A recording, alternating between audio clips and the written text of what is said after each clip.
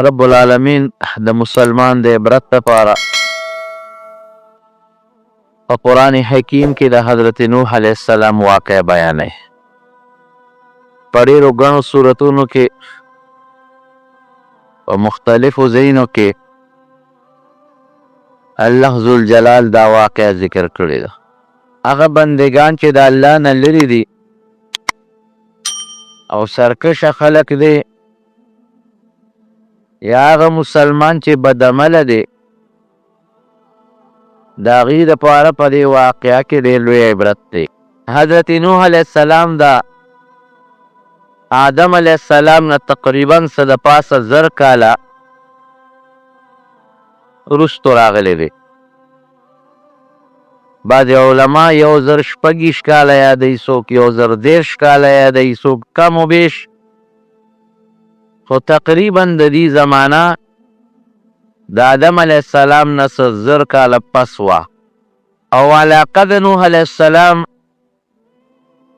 د دجلې دریاب او د فرات د دریاب په دې منځ کې یو لویه وادي ده. د دې بغداد نه شروع شوې د دیار بکر ورته وایي. د دجلې او د فرات دریاب منځ دی او د بغداد او دیار بکر دا دې منځ کې ډېر لوی غرونه دي. د هغې غرونو په منځ کې دا یو اوږده علاقه تېره شوې ده.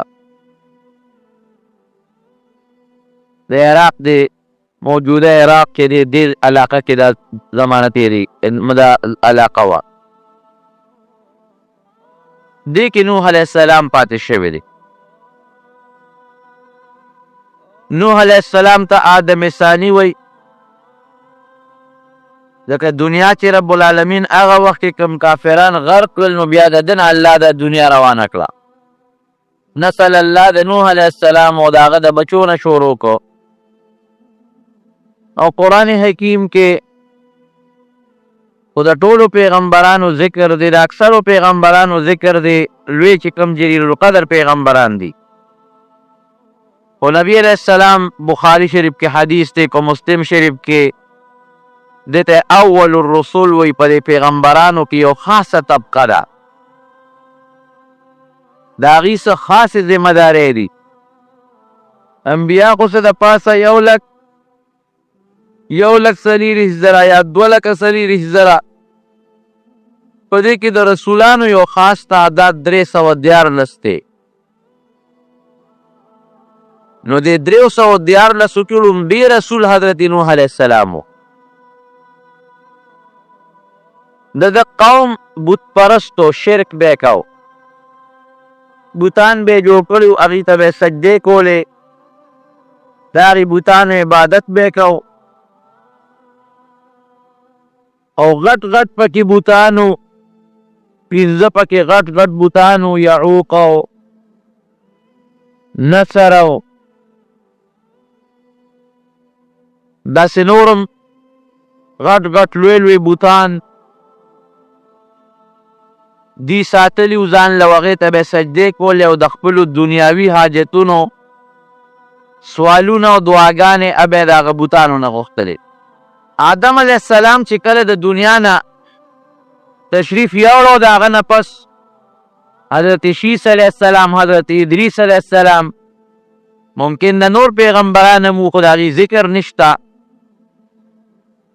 نو دا بت پرستي شروع شوه. اوس هم د خلک په هندوستان کې یا په جاپان کې یا په بعضې ملکونو کې بوتانو ته سجدې کوي. او زمونږ په دې علاقه په دې وطن هم که تاسو دا کندرات وګورئ، تیره زړو کې یا د ایساره کې یا په دې تخبې کې یا سنبدال کې شته، یا په دې ډیرو کې چې څومره ده زړې ډیرې لټوي، نو بوتان به پکې راخېږي. او د هندوانو د مشرکانو د عبادت ځای نه به راخېږي. دې نه دا معلومیږي چې زمونږ په دې علاقه او په دې وطن باندې د بوتانو یو دور تېر شوی دی. لکه زړې کندرې چې څومره لټېږي او زړې ډیرې چې لټوي، نو په هغې کې زمونږ د کلي کې هم دې ډیرې کې به خلکو بوتان موندل. نو دې نه معلومیږي دا چې یو زمانه د دې بت پرستۍ پوره رواج و. خلک کاڼي ته سجدې لګوي، د کاڼي نه ځان له یو بت جوړ کړي او ډانچه جوړه کړي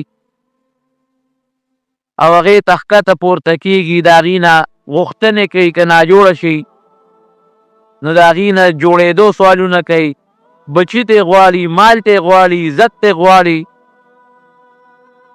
دا یو قمقل غوندې پروګرام شروع دی. خو زه تاسو په دې پوهېږم چې د دې بت پرستۍ دا بنیاد د کوم ځای نه راغی. د نبي علیه السلام په زمانه کې چې د پیغمبر علیه السلام مقابله راغلې ده نو هغه هم د دې بت پرستو سره راغلې ده. ابو جهل بت پرستو مشرک ورته وایي. قوم څومره د مکې د قریشو او ګیر چاپېره ټول بت پرستو. اوس موږ وایو دا بت پرست قمقل قوم دی ځکه د کاڼي نه ځان له خدای جوړ کړي او هغې ته سجدې کوي. نو قمقل شو که نه. د ابراهیم علیه السلام مقابله دې خلکو سره وه چې بیا ورغی او ټول بوتان یې مات کړل. د نوح علیه السلام مقابله دوی سره وه، د نبي علیه السلام مقابله دوی سره وه. الله قرآن کې فرمایي ان الله لا یغفر ان یشرک به ویغفر ما دون ذلک لمن یشاء. توبې سره خو الله برته وبخي بعضې ګناهونه، پردي حق نه ما سوا. کفر کې اب هم درته وبخي، شرک کې اب هم درته وبخي. څه ګناه چې انسان کوي د پردي حق نه ما سوا، ممکن د رب العالمین توبه وباسي. الله ذوالجلال غفور دی، مهربانه بادشاه دی، رحمان الرحیم دی چې توبه دې وایستله چې الله معافي غواړم دا کفر او شرک درته الله بخي. لیکن که توبه دې نه ایستې نو بیا هم امکان لري چې نور ګناهونه درته وبخي. د الله نظام دی خو قانون دا دی چې لا یغفر ان یشرک به، شرک به نه بخم. دې توبې کې یو سړی د دنیا له لارو د شرک کړي بلکل نه بخښلی کېږي. ابو طالب د نبی علیه السلام مبارک پرې دی که نه، څومره خدمت یې د نبی کریم صلی الله علیه وسلم کړی دی. ماشوم یې ګرځولی دی په غېږ کې، ماشوم لوی کړی دی. بیا د کافرو سره مقابلې کړي دي. 3 کاله یو ځای کې نبی علیه السلام په شعب ابي طالب کې بند و، ورسره ملګري مو. کافرو پې ډوډۍ بنده کړې وه، اوبې پې بندې کړې وې، بایکاټ یې ورسره کړی و. نبی علیه السلام او چې کوم مسلمانان زنانه وې، نارینه وې، بچي و ورسره، دې ټولو دا دربونه او دا کبل یې خوړی. دومره سخت تکلیف و. ماشومان به جلل نو دا زړې څپلۍ او څرمنې به یې اوبو کې خوټکولې، هغه اوبه به یې په ماشومانو څکلې. 3 کاله د دې تکلیف دور پیغمبر علیه السلام سره د مسلمانانو نارینه او زنانه او ماشومانو تیر که. دا ابو طالب هم ورسره په دې کې شریک و. دا نارې دم تېرې کړي، دا دربونه دم خوړلي دي، دا کبلې او دا بوټي دم خوړلي دي، دا اوږې خېټه باندې ګزاره دم کړې ده. او په داسې نسبت یې د نبي علیه السلام مبارک تربیت کړی دی لکه پلار کې د بچي. او چې کله د نبوت دعوه وکړه نو د کافرو نه به بچ کو. ځکه نو به واره چې څه دې خوښه یې کوه، زه کوی شه او کافر کوی شه. لیکن شرک سره او بت پرستۍ سره د دنیا نه تللی دی. نبي علیه السلام مبارک ورته ناست دی او ورته نصیحت کوي، ای کاکا جي الله دپاره دا یو کلمه ووایه چې اشهد ان لا اله الا الله واشهد ان محمدا عبده ورسوله. تا یو ما د الله رسول ومنه او الله یو ومنه او دا بت پرستي پرېږده، دا شرک پرېږده وګوره مه کوه. باقي زه پوه شه الله پوه شه، زه به الله سره دله جګړې کومه. خو ګوره که دا کلمه دې ونه وي نو بیا دې مال علاج نه راځي. هغه مقصې ابو جهل ورته ناست و، کلمه نصیب نه شوه. زمونږ د توحید مذهب د الله د وحدانیت د یووالي هغې نصیب نه شو او هغه شرک کې هغه بت پرستۍ کې د دنیا نه لاړ. نبی کریم صلی الله علیه وسلم فرمایي زما خدمت کړی دی نو بس عذاب به معمولي غوندې د نورو خلکو په نسبت به کمي، خو جهنم نه به نه بچ کېږي، جنت ته به نه ځي، همیشه مدام به جهنم کې پروتي. د الله رسوله کم عذاب یې دی؟ وی د اور یو چپه کې به ولاړي، د اور یو چپه کې که زه نه وې د اور منځ کې به پروت و، د چپه کې به هغه اور به دونه ګرمي کې مازغه به خوټ کېږي، دماغ به کوټ کېږي، بچ نه شو. ولې بت پرستی سره لاړ؟ نو بت پرستی او شرک دا د الله په نس خطرناکه ګناه ده، لویه ګناه. بخل پکې بالکل نشته، د الله قانون او نظام داسې دی. وایي هلکه دا سړی بت ته سجدې کوي، کاڼي ته سجدې کوي، دا قمقل دی؟ هغې خپل ذهن کې او سوچ کوي دا خو داسې نه ده که نه چې د کاڼي نه بت جوړ کړی دی او لګیا دی هغه بت ته رام رام کوي او هغې ته سجدې کوي. نه نه نه، دې باندې ځان پوه کوي. دا د دوی چې کوم مخکې پیغمبران تیر شوي دي، د نوح علیه السلام زمانې نه مخکې د پیغمبرانو بچي تیر شوي دي. دې قوم د هغوی فوټوان او د هغې بوتان ځان سره په دې کورونو کې ایښودي د برکت لپاره، د سجدې نه کول. د هغې تصویرونه، د هغې بوتان، د هغې دانچې په کور کې ایښودې. تصویر سازي هغه زمانه کې جایز وه، اوس منه ده. احترام دپاره لکه اوس هم بعضې خلک د پلار او د نیکه او د عالم او د پیر او د نیکانو خلکو تصویرونه مسویرونه ځان سره ساتي. دا ګناه ده بالکل.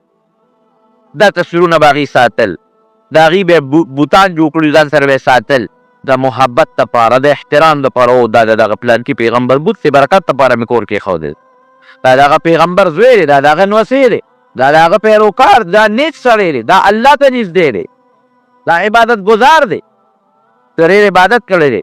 د برکت دپاره او د هغه د عزت دپاره او د هغه د احترام دپاره دا بوت ما ځان سره ساتلی دی. به یې ښکلو، هغې ته به یې ګلونه اچول. ورو ورو زمانه کې تېرېده تېرېده، ورو ورو هغې ته سجدې شروع شوې. ورو زمانې تېرېدو سره هغې ته رکو شروع شوه، هغې ته منځ شروع شو، هغوی له صدقې شروع شوې. او دا بوت مې لګولی دی، دا چې د کوم پیغمبر نقشه ده، دې ته چې زه سجدې کومه نو دا به د دې بوت چې کوم خاوند دی، کوم پیغمبر دی، د دې بوت چې کوم خاوند دی چې د پیغمبر زوی دی، د بوت چې د چا نقشه ده چې هغه نیکان بندګان دي، د قیامت په ورځ به موږ له د الله په دربار کې سفارش کوي.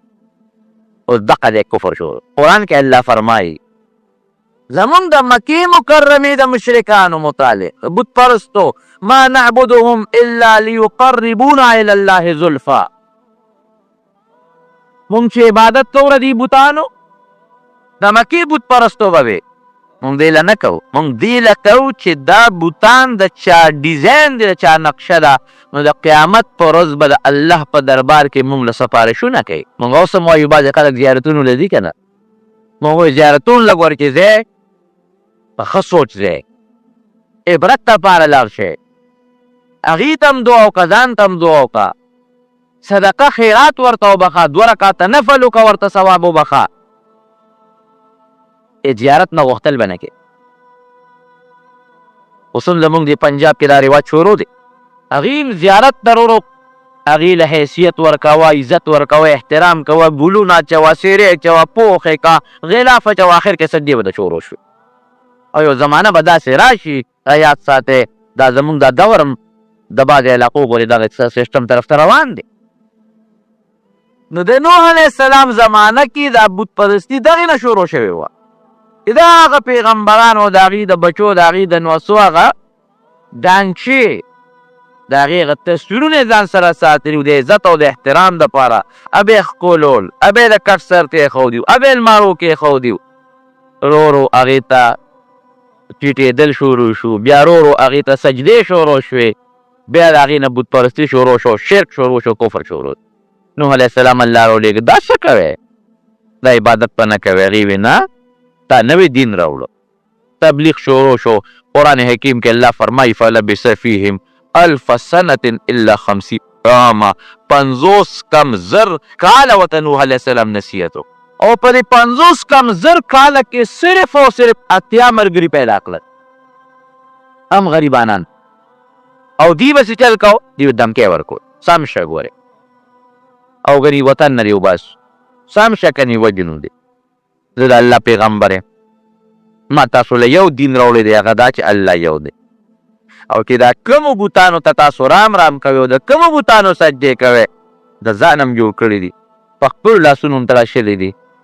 خدای ته وګورئ، دا مه کوئ، دا هم د الله د عذاب نه نشي بچ کولی. دا کفر دی، دا شرک دی، دا د الله لویه دشمني دی. نه ګورې ځان وساتئ. هغې سره ته د الله رسول یې، دا راسره ملګري دي، جنت والا دي، او ما لک علینا من فضل، ته خو زمونږ په شان سړی یې که نه، ته مونږ کې څه پره چې ته ځان ته پیغمبر وې. اوس هم بعضې خلک چې چاته وویه لکه مونځ کوه، زما ته ځان ټیک که که نه، ما ته څه وې، ځان ټیک که ما ته وې، ما او تا خو یو شی یو که نه، چې ما او تا یو شی یو، ما او تا کې څه فرق دی؟ ته لګیا او ما ته نصیحتونه کوې او ما ته تبلیغونه کوې او ما ته د دین خبرې کوې. قمقل سړی دی، هوښیار نه دی. چې څوک د دین خبره درته بیان کړي، کاغذ تا نه کمزوری دی، لږ غوندې چې یو بوټی باحیثیته سړي وي، زمونږ په دې وطن کې مالداري، لږ د سپینې جامې خاوند دي، لږ موټر والی، بنګلې والی، هسې غریب سړی هغه ته دا ویلي چې دا شه منځله تاسو هم تپوس نشي ویلی بس. او پلانکي ته ګوره، د فلانکي زوی ته ګوره، ما ته وایي راځه منځله. او ته ما ته وایي، ته څه شی تا ته وایي؟ دو پیسې خدای درکړې وي، شکل به ستا نه د هغه ښي، د خدای په نسبت د هغې عزتمند دي، دا کبر دی، دا لویي ده. نو د نوح علیه السلام قوم به نوح علیه السلام ته وی ته خو تا او مونږ کې اوس فرق نشته، یو شي یو انسانان یو که نه، ما لک علینا من فضل، تا په مونږ څه بهتري او فضیلت خو نشته. او تا سره چې کوم ملګري دي، مړه دا قمقل ملګري ځان سره یو ځای کړي دي، اراذلنا بادي الرأی، زمونږ کې کمزوري خلک دي، سرسري ذهن والا، خو چې تا ورته څه ووایي داسې پسې ملګري شو. ملګري دي هم بېکاره دي، کمزوري دي، په معاشره کې ښکته طبقې والا دي، غریبانان دي، ته مونږ غوندې انسان یې، په مونږ څه غوره نه څه فرشته نه، مونږ ستاړو خبره نه منو.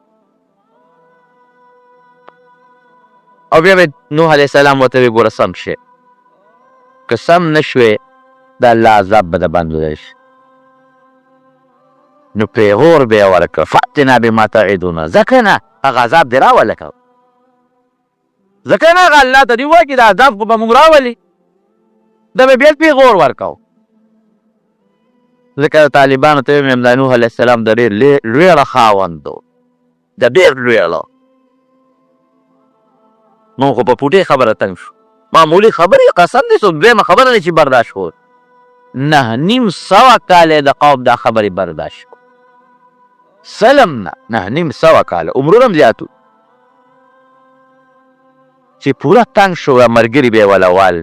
نوح علیه السلام له به یې دمکې ورکولې، د هغه بېعزتي به یې کوله، د ملګرو بېعزتي به یې کوله، او چې د دین د الله د یووالي ته کله دعوت به ده ورکو، نو کله به یې غوږونو یې ګوتې ومنډلې، ټوکو دپاره چغې به یې جوړې کړې، غوږونو کې ګوتې به یې ومنډلې.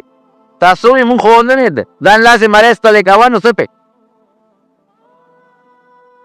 رب العالمین ورته وي داسې کار وکړه، بس یو کشته یې جوړه، کشته یې جوړه، مونږ به درته ګورو، زمونږ د نګرانۍ لاندې زه به درته چل ښیم چې داسې کشته یې جوړوه، داسې جوړوه، داسې جوړوه، داسې جوړوه. او دیم تنګ شو نو، چې تنګ شو نو د الله په دربار کې سوال وکړو، رب لا تذر علی الارض من الکافرین دیاره، یا الله په دې مخ د ځمکه چې د کافرانو کور پرې نه دی، کافران خو ځکه چې کور یې پرې نه دی، انک ان تذرهم یضلوا عبادک ولا یریدوا الا فاجرا کفارا.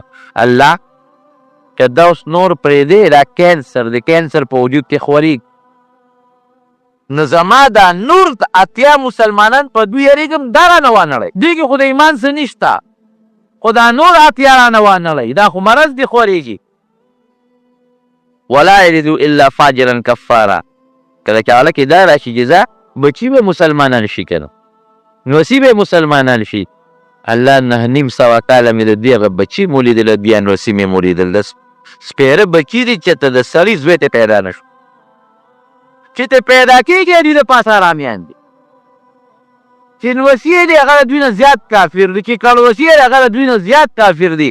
ولا یریدوا الا فاجرا کفارا، چې پیدا کېږي ته هغه ټول کافران فاجران دي. پروردګاره بس خلاص مې کړې، ته بیا که نور 900 کاله لم مې پرې ستړی شو. الله ای ښه کشته یې جوړوه، اونې بیا راکټ کولې سره د ملګرو کښتۍ روانه شوه. دې چې به رالل اوسه پورې پیغمبر به شو ترکار شوې ټوکه شروع شو تا جوړه پیغمبر یې اوسه ترکانې شروع دا راشه خلک به ولا راواز کړ وګورئ کنه موږ نه وی چې دا دروغ پیغمبر دی پیغمبر دی ته وای اخو الله صدې عبادتونه کوي ته خو تختی را پرې کې او د هغې نه تختی وباسي ونو نه او کښتۍ جوړی دا څه جوړی وی دې نه کښتۍ جوړو منو په کښتۍ به څه کې پته به راته ولګي دې ساده ته ګوره کښتۍ یې پکار چې دجلې په دریاب کې جوړه شي د فرات دریاب په جوړو کړي نو په اوچه په کښتۍ دې څه کوي په اوچه لګیا دی کښتۍ جوړی خو به خندل ورپورې دی به ورته ویل نن خو تاسو مونږ پورې خاندې خو یو ورځ به راشي انشاءالله چې بیا به مونږ تاسو پورې خاندې پته به مو لګي خیر دی دا الله حکم دی او راشئ نوح علیه السلام ته مونږ نه وایو چې دا ناپوهه دي سرسري نظر والا خلک دی ورسره په اوچ میدان کښتۍ جوړی کښتۍ به په اوچه ګرځي پایېږي او که نه دا به په دریاب کې ګرځي یو کتاب کې مې کتل دا کښتۍ تیاره کړه او ډېره اوږده کښتۍ 300 ګزه اوږده 300 ګزه او 10 ګزه اوچته یو عظیم الشانه کښتۍ جوړه کړه نو دوی به راتلل پکې به اودس ماتې کو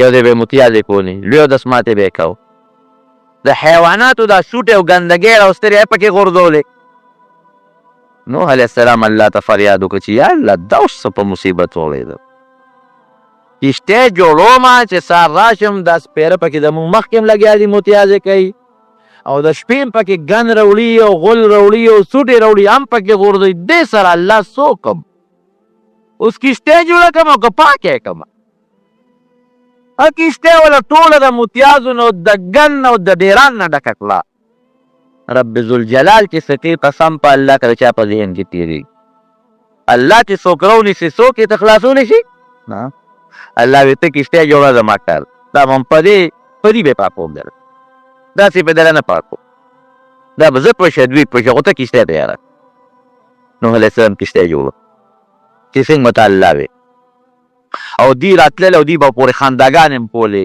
ترکان شو خنداګانې به هم کولې په وچه کښتۍ جوړی او پکې به دسمات هم کول ورکوټې او لوی او ټوله یې د ګن ډکه کړه او اعلان یې کړی قوم چې بل څوک به بل ځای اودس نه ماتي رکوټې دې که لوی دی چې چا له هم اودس ماتې ورشي که ماشوم وي که لوی وي ټول به دې کښتۍ له راځئ دا ستاسو فلش او دا ستاسو اودس ماتې دی رب العالمین په بیماري ولګوله داسې بیماري پې ولګېده چې ټول خچن پیکن شو دانې پې راوختې ننکې پې راوختې په جبو کې هم دانې راوختې او په لاسونو هم راوختې او په وجود کې هم راوختې لګیا دي علاجونه کې نه جوړېږي د شپې یو کس راغلی دی کښتۍ په غاړه ناست دی او دسمات یې کو پکې ور پرېوتی دی چې پرېوتی دی په هغه اوبو موبو کې دانې ریستې دی تلې دي لمبرې دي کې څو ورځې تېرې شوي سړی جوړ شوی دی ټیک شو هلکه زه خو جوړ شم په څه جوړ کړې کښتۍ کې پروت یم بس د شپې به یو ته پکې به یې غوټه واله بیا دروازې به تلل او په کښتۍ په هغه اوبو کې به یې غوټې واله او جوړېدل به هلکه دا ژبې او غوږونو کې دننه او ګېډه کې دننه هم تکلیف دی پسکې که نه د الله نظام سره خو څوک مقابله الله سره کولی شي نشي کولی ګر د نمرود پر سپېمه کې رکوټې غوندې ماشې ور دننه که رکوټې ماشې ور دننه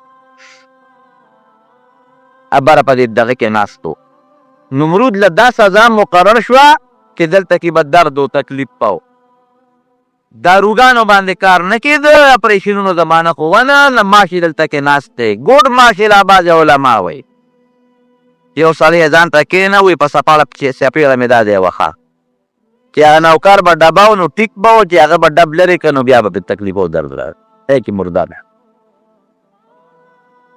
صاحب هغې ګن ته ونښتل هغې سکه پکې لمبل با په سپېمو کې ور دننه کوه سترګو کې ور دننه کوه غوږونو کې ور دننه کوه کښتۍ پې مکمل پاکه کړه هلکه بیا هم دانې دي را باندې خیشتی خو که هغه څه خلاص شو نو د بار نه بیا اوبه راوړې او هغه بیا پکې اچولی ودرېږه چې اوس یې سمه وویځدي د بار نه بیا اوبه راوړې هغه کښتۍ دیوالونه به یې پینځل او پاکول به هغې نه چې به کومې اوبه دغه کېدې په هغې به بیا څکلې بیا په هغې به یې لمبل نوح علیه السلام ته وي اوس تماشه کوه ته ورته ګورو دوی به دا خپل غول په خپله خوري اوس دا خپلې موتیارې به په خپله څکي دا ګند خلک دی په دې دا ګند زه په خپله پاکوم په ژبو به یې د کښتۍ هغه دیوالونه سټل او جوړېدل به کښتۍ چې کله تیاره شوه وی اوس داسې کار وکړه چې باس ملګري د ټول کښتۍ ته خېجوه 80 کسان تقریبا او دا څومره حیوانات چې دي په مخ د ځمکه هغې نه یو جوړه نیسه او کښتۍ کې اچوه هغه جدا جدا خانې جوړې کړې وې الله د حیوانات به څنګه چې مثاله به په خپله اواز ورته وکړه ټول په خپله به دله راځي یو نر او یو ښځه ښي لاس نه به د نر راځي او ګس نه به د ښځه راځي کښتۍ ته وروله په مخ د ځمکه چې څومره حیوانات وو د الله په حکم ټول راجمع شو ورته یو نه نر او بل نه ښځه کښتۍ د هغې نه هم ډکه کړه یو جوړی پکې واچوله په خپل هم کښتۍ ته وختل 80 ملګري هم کښتۍ ته وخېجول د الله نه یې سوال وکړه قرآن حکیم کې الله فرمایي وفارت تنور هلته کې یو ښځه و هغې تنور کې اور بل او لاندې پکې اوبه راووتې الله ښیي چې د اور په ځای کې زه اوبه راوښکې شم چې اوبه څنګه راوکوټ کېدلې هغې اواز وکړه تنور کې چې نه راوخته اوبه راوختې مل ورته ویې خېجئ بس قرآن حکیم کې الله فرمایي مو حکم وکړه اسمان ته چې اوبه راپرېږده ځمکې ته هم حکم وکړه چې چینې دې را برسېره کړه اسمان نه بره بارانونه شروع شو ځمکې خپلې چینې راخوشې کړې او سیلاب راغی سیلاب راغی کښتۍ خو او چې ځمکه واغېده اوبه رالې کښتۍ پکې اوچته روانه شوه د نوح علیه السلام زوی د کنعان نوم دی نوح علیه السلام ورته واکړي یا بني ارکب معنا بچې راشه موږ سره سور شه د قوم ملګری او ته څه وایي نه بابا تاسو سره نه خېجم سآوي الی جبل یعصمني من الماء دلته هغه لوی غر دی جودي زه به هغې ته وخېږم ځان به د اوبو نه بچ کړم تاسو سره نه خېجم وی لا عاصم اليوم من امر الله د الله د حکم او د الله د عذاب نه هېڅوک جودي غر باندې هم ګورې بچې نشي بچ کېدی راځه راله ګورې مه کوه او زوی ورته وویل نه بابا تاسو سره نه ځم زوی هم د قوم ملګری و دوی په دې سوچ او فکر کې دي او مضبوطه چپه راله او زوی ته یې خوایولو دا زوی بیا هم انسان ته خوږي بچی وي که نه لخت جګر ورته و د زړه میوه چې څنګه یې په یاره نه وایي الله ذوالجلال ته یې سوال وکړو یا الله ان ابني من اهلي دا خو زما بچی دی هغې راله غرق کړ هغه غرق شو تباه شو اوبه ویوړه وی انه لیس من اهلک انه عمل غیر صالح دا ستا بچی نه دی دا بد عمل لري چې نیک عمل و نو ستا بچی به دا بد عمل لري زموږ علما وایي که نه وایي که نسب بچ کولی شو د نوح علیه السلام زوی به بچ کړی که نسب بچ کولی شو نو ابو طالب به بچ شوی و که نوح علیه السلام که نسب بچ کولی شو د لوط علیه السلام ښځه بچ شوی و لوط علیه السلام بچ شو ښځه یې لاړه قوم سره تباه شو نوح علیه السلام بچ شو زوی یې لاړ دریاب اوبو یوړو د نبي علیه السلام مبارک ته وګوره ابو طالب ته ابو لهب ته وګوره ځکه خو نبي کریم صلی الله علیه وسلم چې د صفا په غونډۍ باندې کله لومبی اواز وکړو دا اواز کوي ای فاطمې خپل لور ته اواز کوي ای فاطمې د الله نه ویرېږه که د الله نه ونه یېرېدې او د الله غضب در باندې راغی نو ګورې زما لورې خو زه دې نشم بچ کړو ای صفیې د پیغمبر ترورې خپل ترور ته اواز کوي د الله د عذاب نه ویرېږه ګورې که د الله د عذاب نه بچ نه شوې د الله قهر در باندې راغی ګورې د پیغمبر یم ستار وار یم خو ګورې زه دې نشم بچ کړو نسب فایده ورکوي خو په هغه وخت کې چې دا دواړه مسلمانان پلار نیک سړی دی او زوی مسلمان او زوی هم نیکي د هغه پلار دعاګانې د هغه پلار برکتونه هغه له څه ناڅه په دنیا کې هم فایده ورکوي په آخرت کې هم ورکوي خو چې بچی بدعمله شو کافر شو یا بدعمله شو، خپل عمل یې خراب دی، نو د پلار یا د نیکه یا د رو یا د تربور په عمل ګور نه چې خلاصېدی. څوم د بعضې خلکو د عقیده ده. تاسو ګوره که نه په دې لارو کوڅو کې دا ملنګان اکثر ګرځي. مونځ نه کوې؟ نه جي نه، زه خو د بابا دغه یم منجور یم، بس بابا به ما بچ کوي، بابا به ما رسوي. دا غلط سوچ او غلط عقیده ده. خپل عمل کړې ښه شو، خپل عمل نو کامیاب دی، او که خپل عمل دی خراب او برباد شو، قسم دی ګورې که د بل په عمل خلاص شي. دا حقیقت دی. حضرت فاطمه رضی الله عنها نبی کریم صلی الله علیه وسلم به دیدیان شپې پاسولې، دې به شپه کې هله چا به عبادت کوي. حضرت علی رضی الله عنه حضرت فاطمه رضی الله عنها دواړو پسې به د شپې ورغې، راپا به شو هله شا به الله ته عبادت شروع کړي. او که پلار هم نیکي زوی هم نیکي، دواړه مسلمانان دي. بېشکه دا بزرګ پلار، دا عالم پلار، دا نیک پلار دې بچو ته فایده رسوي. د الله په حکم وایي فایده دی چې دنیا کې م الله وله نیکي ورکړي، اخرت کې م د هغې پلار د برکت نه الله ورسره امداد وکړي. او که د خپل عمل برباد دی او تباه دی، دغه پلار یې نشي بچ کولی.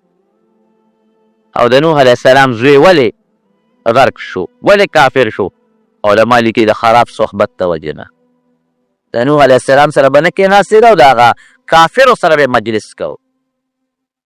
صحبت صالح تو را صالح کند، صحبت طالح تو را طالح کند. که نیکانو خلکو سره صحبت او مجلس وکړه به دې نیک کي، او که بدانو خلکو سره صحبت او مجلس وکړه به دې بد کي، خراب به دي. ښه مجلس هم اثر لري او بد مجلس هم اثر لري. ابا پلیتو سره او غلطو سره کېناستېده، پلیت شو غلط شو. نبی کریم صلی الله علیه وسلم د صحابه ته ولې مونږ په دروند نظر ګورو، او قرآن حکیم کې رب العالمین مو ته په دروند نظر ګوري. لقد رضي الله عن المؤمنين اذ يبايعونك تحت الشجرة.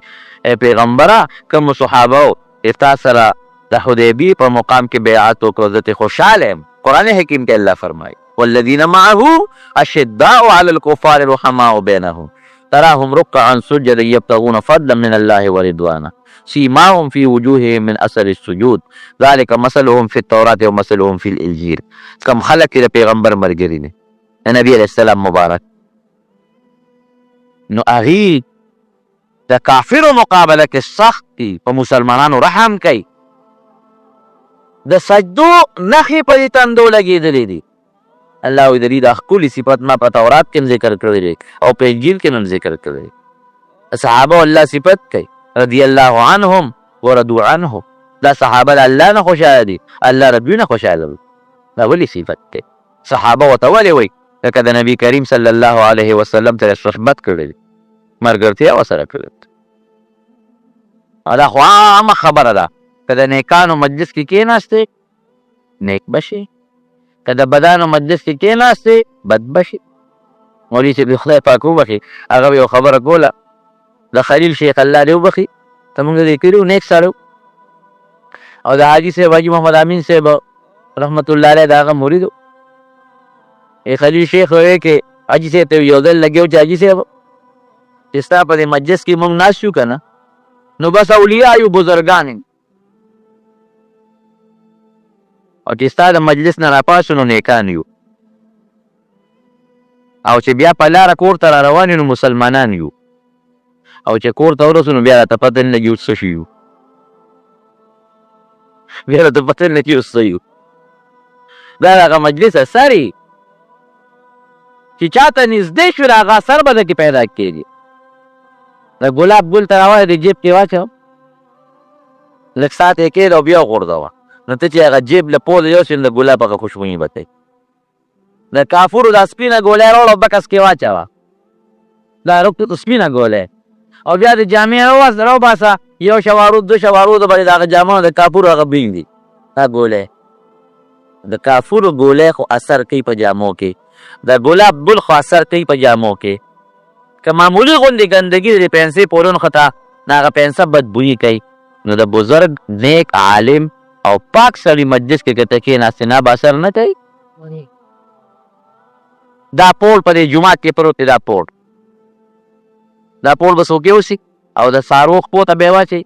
نه. دا لوغه چې کومه په دې جومات کې پرته ده چې زړه شي نو خلک یې هلته وغورځوي، په اوبو کې وغورځوي، یا ایلې ورته ورته کړي او هغه ایرې هم وله اوبو کې غورځوي. مونځ پرې شوي دي، جومات سره یې ملګرتیا کړې ده. دا هغه دغه ته ځې د جبو ته ځې او د هغې نه لوښي راوړې او هغه د څاروو خپو ته اچوې. ځکه نو دا خو یو سره څاروو خپو ته واچو. دا کڅوړه کې دا قرآن شریف ته لګېدلې ده، دا رومال دی که نه، څوک به پې پوزه سون کړي ځکه او غټه بې ادبي ده، غټه بې ادبي، غټه بې احترامي. د قرآن شریف بې ادبي دې وکړله. ولې؟ د دې کڅوړې قدر عزت به کوو، که خیره نه شي اوبو کې به غورځو. د قرآن سره یې صحبت کړی دی، ملګرتیا ورسره کړې ده. نو که نیک سره دې صحبت وکړه او ښه خلکو ته نږدې شوې، یو بزرګ و چې د پخوا نیک سړی و، نو خپل استاد له لاړ ویې صاحب یو کې مې یو وسوسه غوندې وایي زه هلک وم، نو ما نه یو ښځې یو زنانه د ناروا مطالبه وکړه. ما چې نه ګناه نه ځان مې ښه کلک کړ. پکې شپېته او یا کاله تېر شو، بوډا شومه، اوس مې د زړه کې دا شیطان وسوسې غورځوي چې ګناه به دې کړې وه، توبه به رېستې وکړه. هغه وخت یاره ګناه و راته و، ما وې بلکل نه کو، قطعا را ګناه نه کو. او اوس هغه ګناه نشته، وړه کې مې دا وسوسې راځي یاره دا ګناه به دې کړې وه، خیر توبه به رېستې وکړه. نو دا ولې؟ هغه زمانه کې مې عبادت کم، اوس مې عبادت هم زیات دی او دا وسوسې راځي. هغه استاد ورته وایي ټیک ده. ای ولې؟ وایي هغه زمانه نبي علیه السلام ته نږدې وه، اوس د زمانه یو شپېته کاله د پیغمبر علیه السلام نه لرې شوه که نه. زمانه پاکه وه، پیغمبر علیه السلام ته نږدې وه. بجلی ته چې څومره کمه ځمکه نږدې وي هغه همره روښانه وي، او چې د بجلی نه لرې شي نو تیاره پکې زیاتېږي. زمانه نبي علیه السلام ته نږدې وه، پاکه وه، نو ستا ګناه تړه نه کېده. زمانه لرې شوی نو ګناه ته دې وکېږي. خیر القرون ورته وایي د نبي علیه السلام زمانه، د صحابو زمانه او تابعینو زمانه. نو چې نیکانو سره، علماو سره، پاکانو سره، بزرګانو سره کېناستې، هغوی سره نږدې شوې، د هغوی اثر به د باندې پرېوځي. او که د هغې نه لرې کړې د هغوی اثر به د باندې نه پرېږدي. پوډریانو سره کېنه، پوډري به شي او در باندې خامخا اثر کوي. جوارګرو سره کېنه، جواري به کوي. غلطو سره کېنه، غلط به شي. نیکانو سره کېنه، پاکانو سره کېنه چې هغوی که مې د دین خبرې کوي، الله به دیندار او نیک به کړي. د نوح علیه السلام بچې کنعان د هغه پلار سره نه کېناسته، د هغه اتیو مسلمانانو سره نه کېناسته، او هغه بدانو سره، هغه پلیتانو سره، هغه کافرو سره ګرځېده. الله ذوالجلال نوح علیه السلام نه زورونه ورکوي. فلا تسألني ما ليس لك به علم. ورې بې سوچ او بې پوهې ما نه تپوس سوالونه کې، د هغه بچي تپوس کې، خو د بدانو ملګری. ظاهر کې خو ستا بچی خو په حقیقت کې ستا د اسلامي او روحاني بچی نو. د هغوی سزا به ورکوم کوم چې د قوم سزا. الله بس ما چې کومه خبره وکړله او سوچ مې نه وکړې، پروردګاره په هغې ما منیسه، توبه وباسم. الله پیغمبر راله پې چې پوځي ورستا خو غرق که د نوح علیه السلام کښتۍ په اوبو کې په هوا شوه. ویلي و که نه ان تسخروا مني، که تاسو ما پسې نن خاندې او ټوکې راپورې کې چې ترکان شو په وچه کښتۍ جوړوئ، فإنا نسخر منکم، یو زمانه به راشي بیا به در پورې مونږ خاندو. او واقعي چې کافر ته الله عذاب ورکوي او مسلمان ورته ګوري نو خامخا ورپورې خاندي. 6 میاشتې کښتۍ جناب په اوبو ګرځېدله، 6 میاشتې بارانونه و، اوبو ځمکې راوکوټ کولې، اسمان نه اوبه راپرېوتې، او 6 میاشتې مکمل سیلابونه بیږي. 6 میاشتې الله داسې کړي چې د هغوی هغه وجودونه او د هغې هغه هر څه تباه او برباد شو. او دا کښتۍ د چکر لګوي، راله د بیت الله مکې مکرمې ته منله، دا کښتۍ راورسوله، هغه تاویږي، چپې وی. او بعضې مفسرینو لیکلي چې د بیت الله هغه خدای پاک اوچت که هغه بیت الله دغه دی باندې هم لګیا دي، اوبه تاویږي. د بیت الله خواله چې کښتۍ راله وي، 7 چکرې هم پکې ولګولې، په هغه فضا کې پې رب العالمین 7 چکرې هم ولګولې. بیا هغه کښتۍ رب العالمین بوتله هغه عراق ته، هغه د جودي غر ته یې ورسوله. بس الله حکم وکړه اسمان ته یا سما او عقلې، بس دا اوبه دې بندې کړه، ای ځمکې اوبه دې ځان ته راکاږه. اسمان ته وایي اوبه دې وچې کړه، اسمان اوبه وچې کړې، هواګانې شروع شوې، نور شروع شو، لاندې ځمکې دریابونه وبهېدل، اوبېدان ته راښکلې، ځمکه اوچه شوه، تیزې تیزې خشته خشته هواګانې پرې تېرې شوې، اوچه پلسه شوه، د جودي غر د پاسه کښتۍ ودرېده، د عاشورې ورځ وه. قوم ترې کوز شو، نوح علیه السلام ترې کوز شو چې رالل، هېڅ د هغه کافرو نام و نشان هم نشته، هېڅ هم نشته. هغه 80 مسلمانان دي. بوتان هم لاړل، بت پرستي هم ختمه شوه، شرک هم ختم شو، کافران مردار هم شو، لاړل او جهنم ته مو رسېدل. د الله داسې قهر و. ان بطش ربک لشدید. نبی علیه السلام ته الله فرمایي ګورې زما نیول ډېر سخت دی، زما ګرف ډېر سخت دی، چې کله زما ګرف شروع شي زما د ګرف او زما د قهر نه څوک خلاصېدی نشي.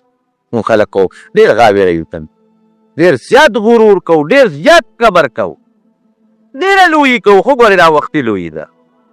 دنیا کې به لویي مو کې، پیسه به هم پیدا کې، دولت به هم پیدا کې، لویي به مو کې، خو ګورې خاورې شته، هلته به څه کې او څه پته لګي چې دې خاورو ته کله رسو. 1 ګنټه پس سړی رسي که 2 پس رسي که شواروز پس رسي که 10 کاله که 20 کاله پس رسي. او دا ذات پورې په دنیا کې هم ده وګوره، د نوح علیه السلام قوم او د عادیان او سمودیان او د لوط علیه السلام قوم دنیا کې رونیول. مسلمانانو هر وخت په دې یوله کې د الله یاره ساتئ، بس ازول زمونږ د کامیابۍ نښه ده. قوم الله تباه کړو. د هغې نه پس 3.5 کاله نوح علیه السلام په قوم کې مسلمانانو کې تېر کړ. رب العالمین ته نوی نسل شروع که خشته ښکلي سو چې مسلمانان پاکان د الله عبادت پرې کو. نوح علیه السلام یې مشر مو، روحاني پلار یې مو، پیغمبر یې مو، په الله احکام او حکمونو امر ته رسول. یو پکې کفر نو، شرک پکې نو، بت پرستی پکې نه وه، د الله عذاب پکې نو، میوې خدای پاک پیدا کړې، ځمکې الله آبادې کړې، فصلونه زیات شو. د هغې کافرو هغه ټول علاقې رب العالمین دوی ته هر څنګه خشته مجدارې پاتې کړو. الله فرمایي قرآن حکیم کې ولقد ارسلنا نوحا الى قومه، موږ نوح علیه السلام خپل قوم ته راولېږه. فلبث فیهم 1000 سنة الا 50 عاما، 50 کم زر کاله پکې تېر کړ، لیکن دیو نه منه، ای تکذیب وکړه، مخالفت یې وکړي، جګړې یې ورسره وکړې. فاخذوهم الطوفان وهم ظالمون، طوفان پرې راغی او دا ظالمان فرق ورته بشو. نو رب العالمین د قرآن حکیم کې دا واقع ذکر کوي، د هغې برکو په ذکر کو. د نیکانو د پیغمبر مخالفت به نه کې، بس د الله خلاف به نه کې، بت پرستی به نه کې، کبر به نه کې. که څوک درته دعوت کوي، څوک درته دین ښیي، دا به نه وایي چې ته پلان کې راغلی، مستي به نه کې، کبر به نه کې، دا به نه وایي ته خو د ما په شان ته د خپل عبادت نه کوې او ما ته وایې، دا خبرې به نه کې. د الله عذاب له به دعوت نه ورکړې، د نیکانو د علماو مخالفت به نه کې، او که دې وکړه نو بیا د الله عذاب په دنیا کې هم لري، د آخرت نه خو شته دی.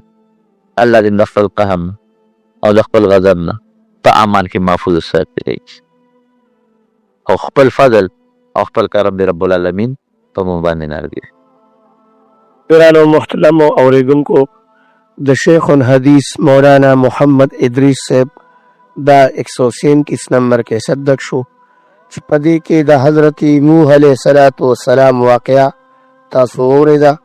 هغه تاسو ته پېښور ښار کې بیرون کچرې دیټ اشرف روډ سره فقیر خان ناصر خان کیسټ هاوس کې د ناصر خان او حیدر خان سره ملاویږي په تاریخ 10 دسمبر سن 2004 کې. ټلیفون نمبر دی 255 نو قرآن حکیم ډېر د اثر کلام دی. حضرت ابوبکر صدیق رضی الله عنه د مکې د کافرو تنګ نو روان شو، هجرت یې شروع کړ. د مکې یو غټ کافر په مخه راغی، ابوبکر چېرته دی؟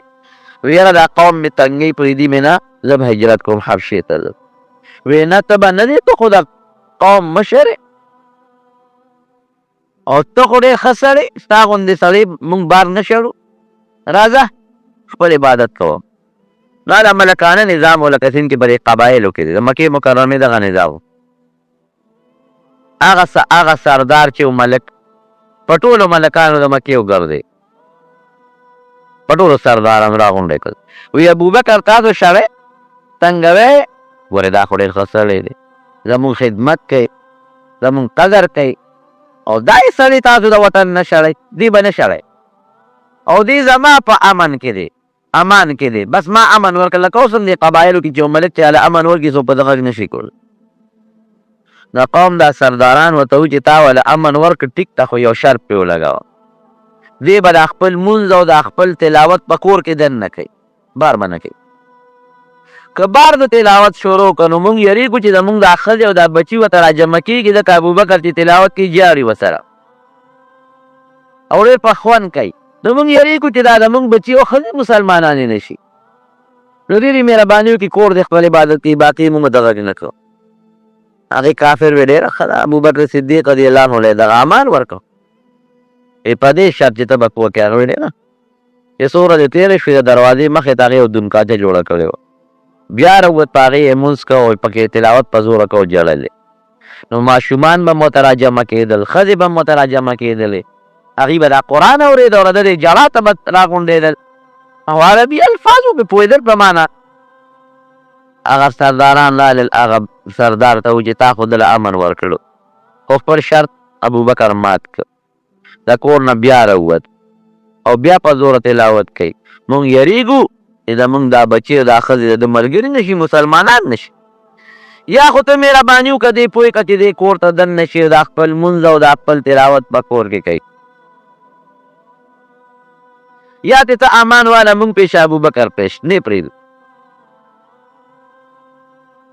هغه کافر راغی وی ګوره ما تا سره شرط لګولی و چې ته به کور دا خپل مونځ کې او دا عبادت پکې، او تا شرط مار که بار روت، یا خو کور دننه خپل تلاوت ته وه،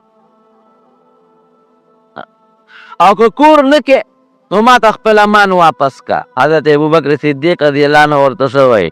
ای تا ته مې خپل امان واپس که، ما نه د الله او د رسول امان کافي دی. هغسې به لګیا تلاوت به یې کو. قسم د بلا کافران الله د حضرت ابوبکر صدیق تلاوت ته وجه نه مسلمانان پر. نو قرآن کې رونو ډېر لوی کمال دی. ګورې دا زمونږ او ستاسو کتاب دی، زمونږ او ستاسو د هدایت دپاره دی، الله نازل کړی دی. په دې سره رونو محبت ساتئ، مینه ساتئ او تلاوت یې کړئ. هر مسلمان له پکار دی که نارینه دی او که زنانه د قرآن حکیم تلاوت یې کوي. او دا ته تجربې خبره درته کوم، څوک چې د قرآن حکیم تلاوت کې الله به د مرضونو او د فتونو نه ساتي. ګوره په کوم کور کې چې د قرآن حکیم تلاوت کېږي هغه کور به الله د دشمنو د مقدمو او د لانجو د دې غمونو نه ساتي. دا تجربه وکړئ، بل منلې شوې خبره. او الله په خپل کتاب په خپل تلاوت ډېر زیات خوشحالېږي. حافظ ابن کثیر رحمت الله علیه حدیث نقل کړی وی الله به جنتیان جنت ته بوځي، هر قسمه خوشحالی به وله الله ورکړي. ځکه د جنت خوشحالی خو د هغې څه اندازه نشته، د هغې به څه بیان کوو. وی که څه زمانه تېره شي نو رب العالمین به دې جنتیانو ته وي خوشحاله شوې، هغې به وي والله وی یو خوشحالي پاتې روي. الله مونږ خو چې څه غواړو، ولهم فیها ما تشتهي انفسهم ولهم فیها ما تدعون، چې دوی څه غواړي الله ورکوي. نو الله چې څه غواړي به میلاویږي. نو بله کومه خوشحالي ده؟ وی نه یو پاتې ده، د دې زړه کې به نه راځي. نو رب العالمین به ورته خپل دیدار وکړي. نو حدیث پاک کې راځي چې د اویاو زرو کالو د جنت خوشحالي که چا کړي د جنت د دنیا نه یو سکنډ چې د الله دیدار وکړي دا ټول به تېر شي.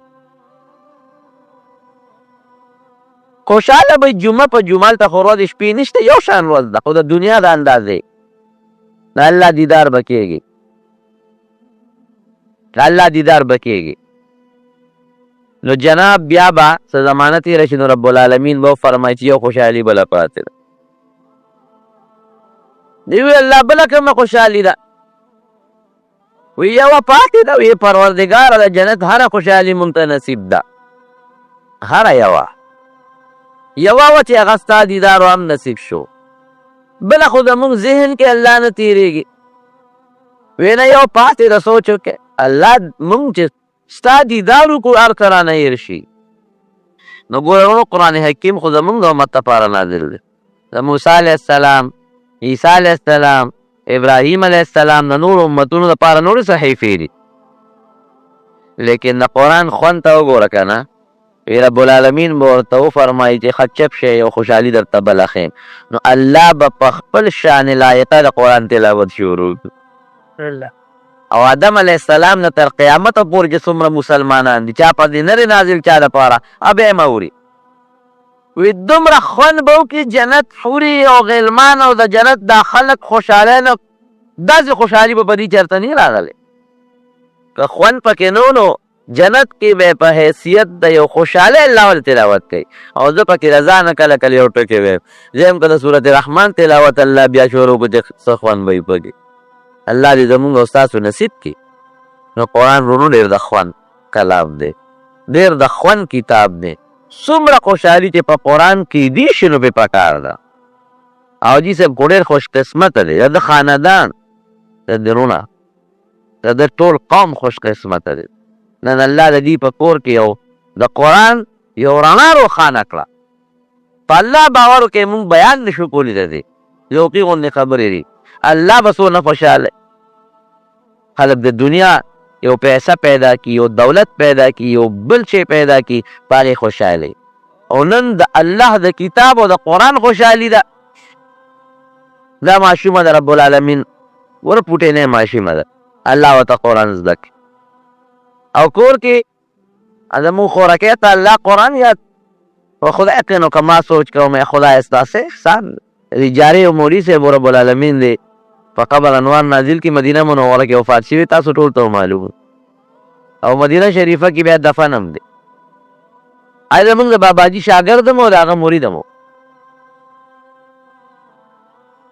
زمونږ د باباجي د وفات نه پس هغه هم راغی بیټک کې کېناست ما ته یو خوب مې ولیده.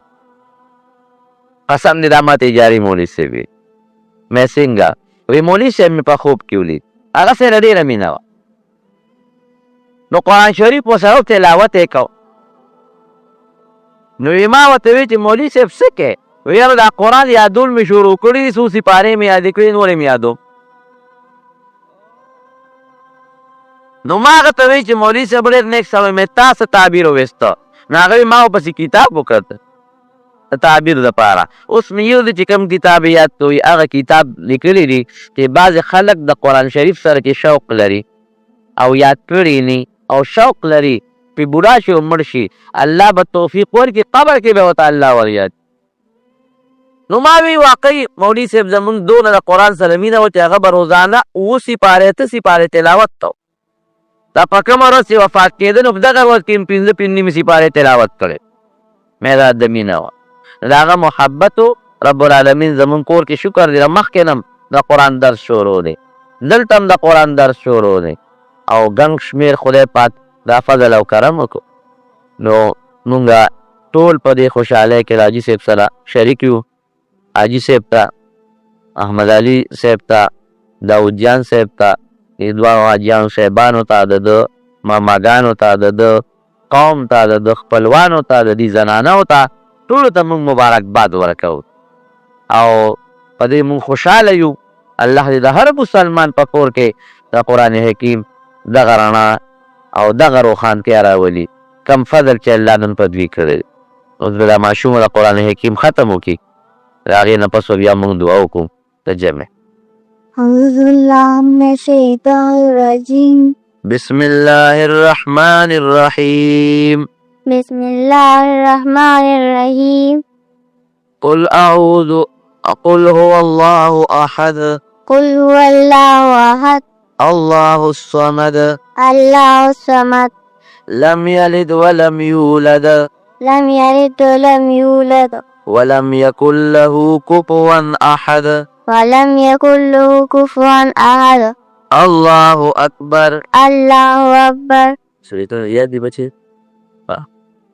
بسم الله الرحمن الرحيم. قل أعوذ برب الفلق من شر ما خلق ومن شر غاسق إذا وقب ومن شر النفاثات في العقد ومن شر حاسد إذا حسد.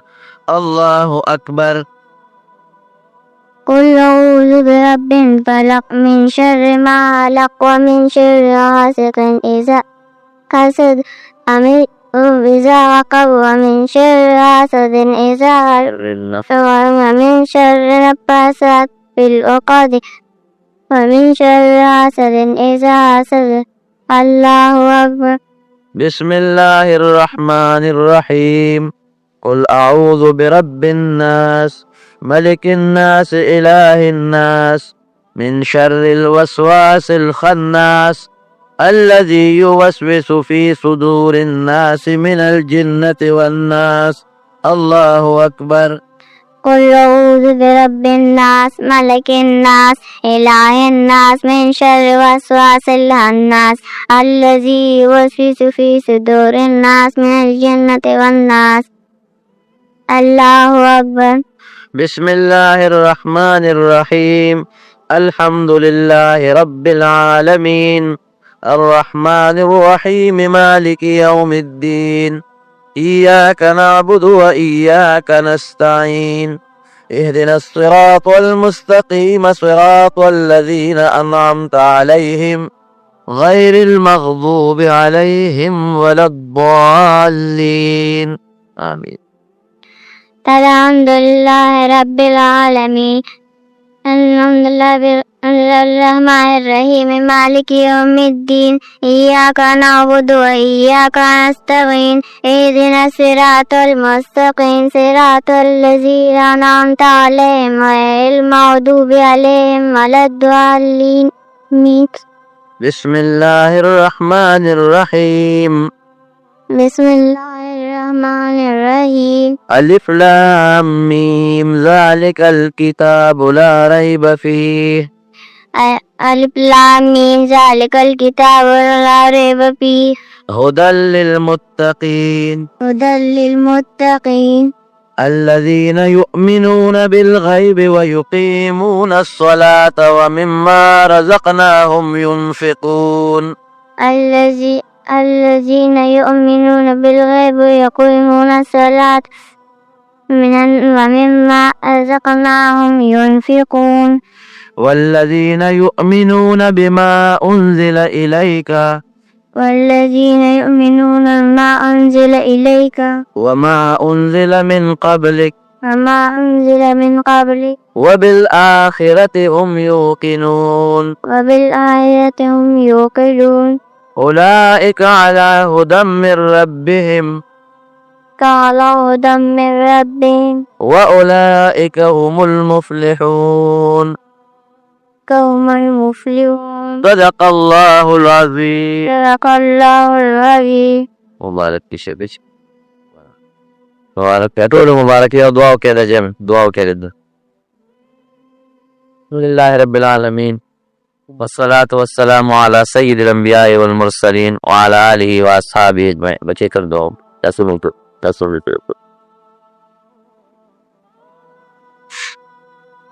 پروردگار دا ماشومه د دې نور خويندې چې دي الله د قرآن پر رڼا منوره کړي. خدای دې د قرآن حافظانه کړي. الله قسمتونه بختور کړي او د مستقبل خوشاله زندگی د دیندارۍ سره الله نصیب کړي. ازمونږه خورکه چې قرآن یاد کاری تم دو کې چې الله او د قرآن یاد پاتې کړي. الله ولا قرۃ تلاوت توفیق ورکړي. دې ټول کور د پاره او د ټول خاندان د پاره الله د قرآن او د دین او د اسلام او د دنیا او د آخر د هدایت او د نیکۍ ذریعہ وګرځولي. پروردګار زموږ په قرآن عمل نصیب کړي. یا الله زموږ د قرآن رڼا زموږ په زړونو کې کښېنه. الله د آفتونو نه مو ساتئ. الله د مصیبتونو نه مو ساتئ. الله د بیمارو نه مو ساتئ. یا الله که څوک مریضان دي ته ول شفا ورکړي. الله که څوک قرضداران دي قرضونه اخلاص کړي. الله چې چا په زړونو کې څه حاجتونه شریعت سره موافق په قرآن حکیم د دې ختمونو د برکت نه حاجتونه پوره کړي.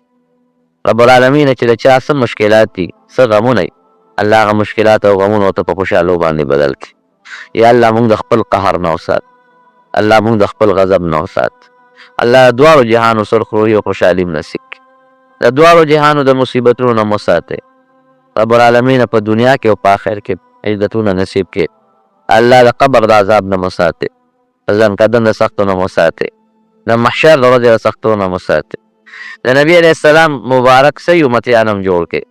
د هغې د لاس مبارک د حوض کوثر هم نصیب کړي. الله د هغې د جنې لاندې جنت ته ورسول کړي.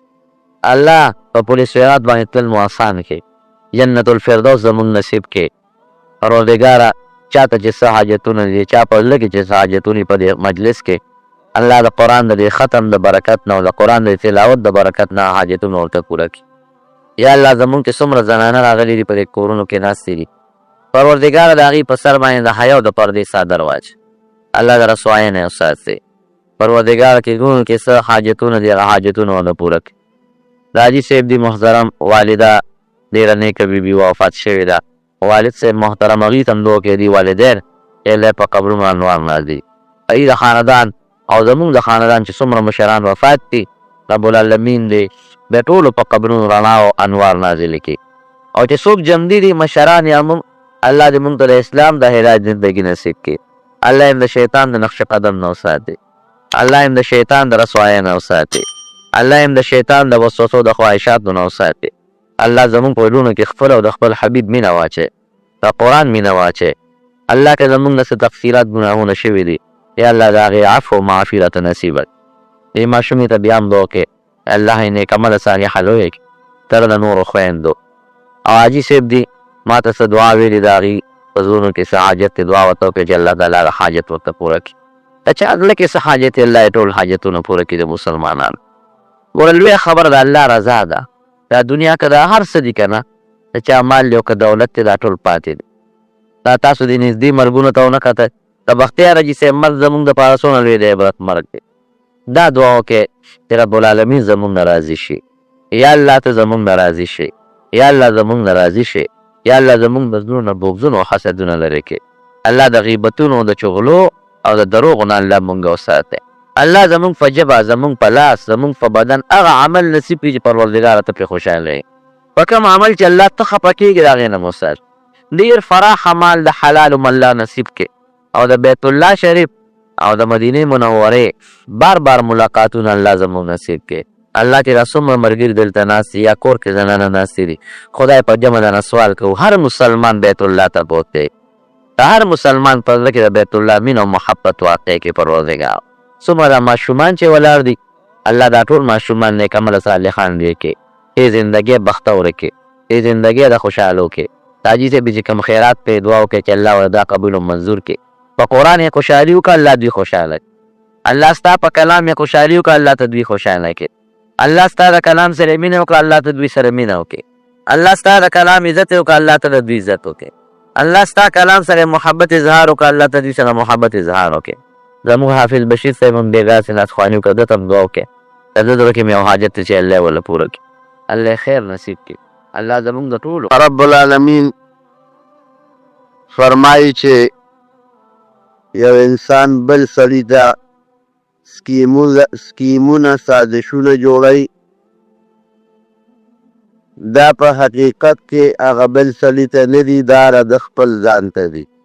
مسلمان له نه دي په کار چې دی بل مسلمان ته سکیم جوړ کړي، سازش ورته جوړ کړي، د هغې عزت اخلي، د هغه جون پسې لګېدلي، د هغه پیسې پسې لګېدلي. سازشي سره عموما د خپل صاحب په خپل اختار کېږي. دا د الله د کتاب وینا ده. حضرت نوح علیه السلام قوم چې کله د هغه نافرماني وکړله 9.5 کاله نوح علیه السلام خپل قوم ته دعوت و تبلیغ وکړ. قوم یې نه سمېده، د نوح علیه السلام یې ډېره زیاته بېعزتي کوله او ډېر به یې تنګه و. ګورې پیغمبرانو له الله د برداشت ډېره لویه سینه ورکړي. 10 کاله هم څوک د یو قوم سره داسې نشي تېرولی، 15 کاله هم نشي تېرولی کم قوم سره چې حضرت نوح علیه السلام 9.5 کاله تېر کړل. دا د الله د کتاب وینا ده. او 9.5 کالو کې صرف او صرف تقریبا 3 یا 15 د اویو د اتیو کسانو لږ اختلاف پکې شته، خو د اویو او د اتیو کسانو په منځ کې خلک مسلمانان. اندازه ولګوئ چې 9.5 کالو کې څومره خلک به پیدا شوي، څومره بچي پیدا شو. نو ناامیده شو، مایوسه شو. رب العالمین ته التجا وکړه چې الله انی دعوت قومی لیلا و نهارا، ما خو د دې دعوت و تبلیغ په سلسله کې د خپل قوم ته نه روسته کتلی دی او نه د شپې. د ورځې میم کوشش کړی دی، د شپې میم محنت کړی دی. فما یزیدهم دعائی الا فرارا، چې څومره دی د دعوت ورکوم بلنه ورکوم هغومره مانه تښتي. څه وکړم؟ یوازې ورځې نه د شپې م لګیم، محنت مې وکړه، مشقت مې وکړه. پکار دی چې ما ته را نږدې شي، مانه تښتي. نو چې او وحي مې ټکوي مې، بېعزته کوي مې، خبرې راپسې کوي، کنځل راته کوي، ستغې سپورې راته وایي، تنګ شو.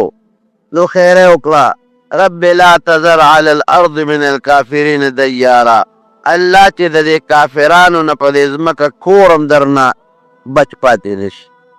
زوی غوسه کوي چې کورونه هم برباد شي. انک ان تذرهم یضلوا عبادک ولا یلدوا الا فاجرا کفارا. پروردګاره دا چې کم اویا اتیا کسان مې مسلمانان کړي دا راله واپس خرابوي، دا اویا اتیا کسان راله بربادوي. او که څومره بچي د دوی پیدا کېږي نو هغه بچي د دې نه زیات ارامیان دي. ځکه ما پې ازمایش وکړه 9.5 کاله کې، په دې 9.5 کاله کې چې د دې نه کم بچي پیدا شو ولا یلدو الا فاجرا کفارا، هغه هم ډېر ګنځه او ناشکره او کافر ته پیدا کېږي.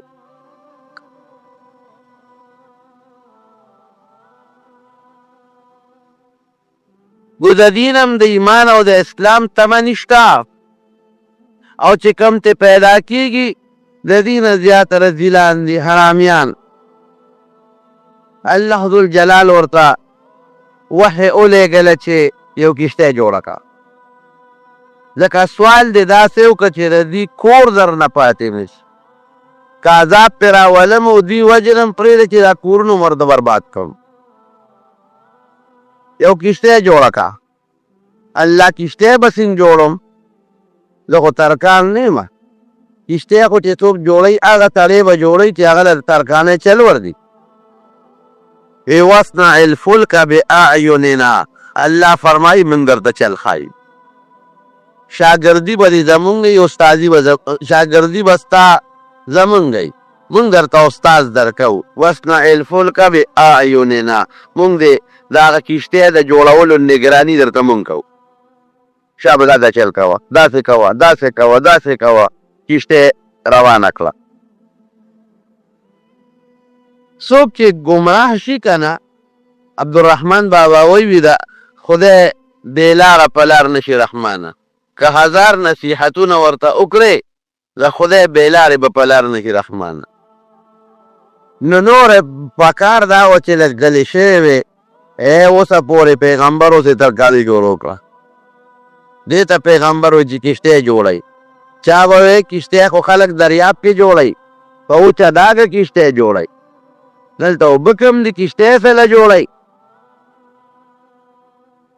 قوم یې سازش شروع که راتلل به په هغه کښتۍ کې به یې ورته اودس ماتې کوو. او زموږ مفسرین حضرات لیکي چې نوح علیه السلام کومه کښتۍ جوړه کړه هغې له مختلفې طبقې جوړې کړې، چتونه چې دې چت کې به انسانان وي، دې کې سړي، دې کې ښځې. الله ورته ښولي دا حیوانات به هم ځان سره کښتۍ ته دننه کې، د دې نسل هم چې ختم نه شي. یو یو جوړه حیوانات، دا پکې د فلانکي حیوان ځای شو، دا د فلانکي، دا د فلانکي چتونه او خانې یې پکې جوړې کړې وې. دی به راتلل پکې به یې لوی اودس مات چې مرداره به چې ته حیوان یا څه مردار شو اب هم پکې غورځول د کشتۍ نه لوی بیران جوړ شو حضرت نوح علیه السلام رب العالمین ته التجا وکړه چې الله دا څه په مصیبت اورېدلې ما دې سره څه وکړم کشتۍ خو چې او چې څومره ګندګي پکې کېدله اوبه به یې پیچولې متیازې به یې پکې کول د دن خټې به یې راوړې پکې به یې چول مردار سپي او مردار حیوانات یې پکې غورځول الله دا څه په مصیبت اورېدل دې سره څه وکړم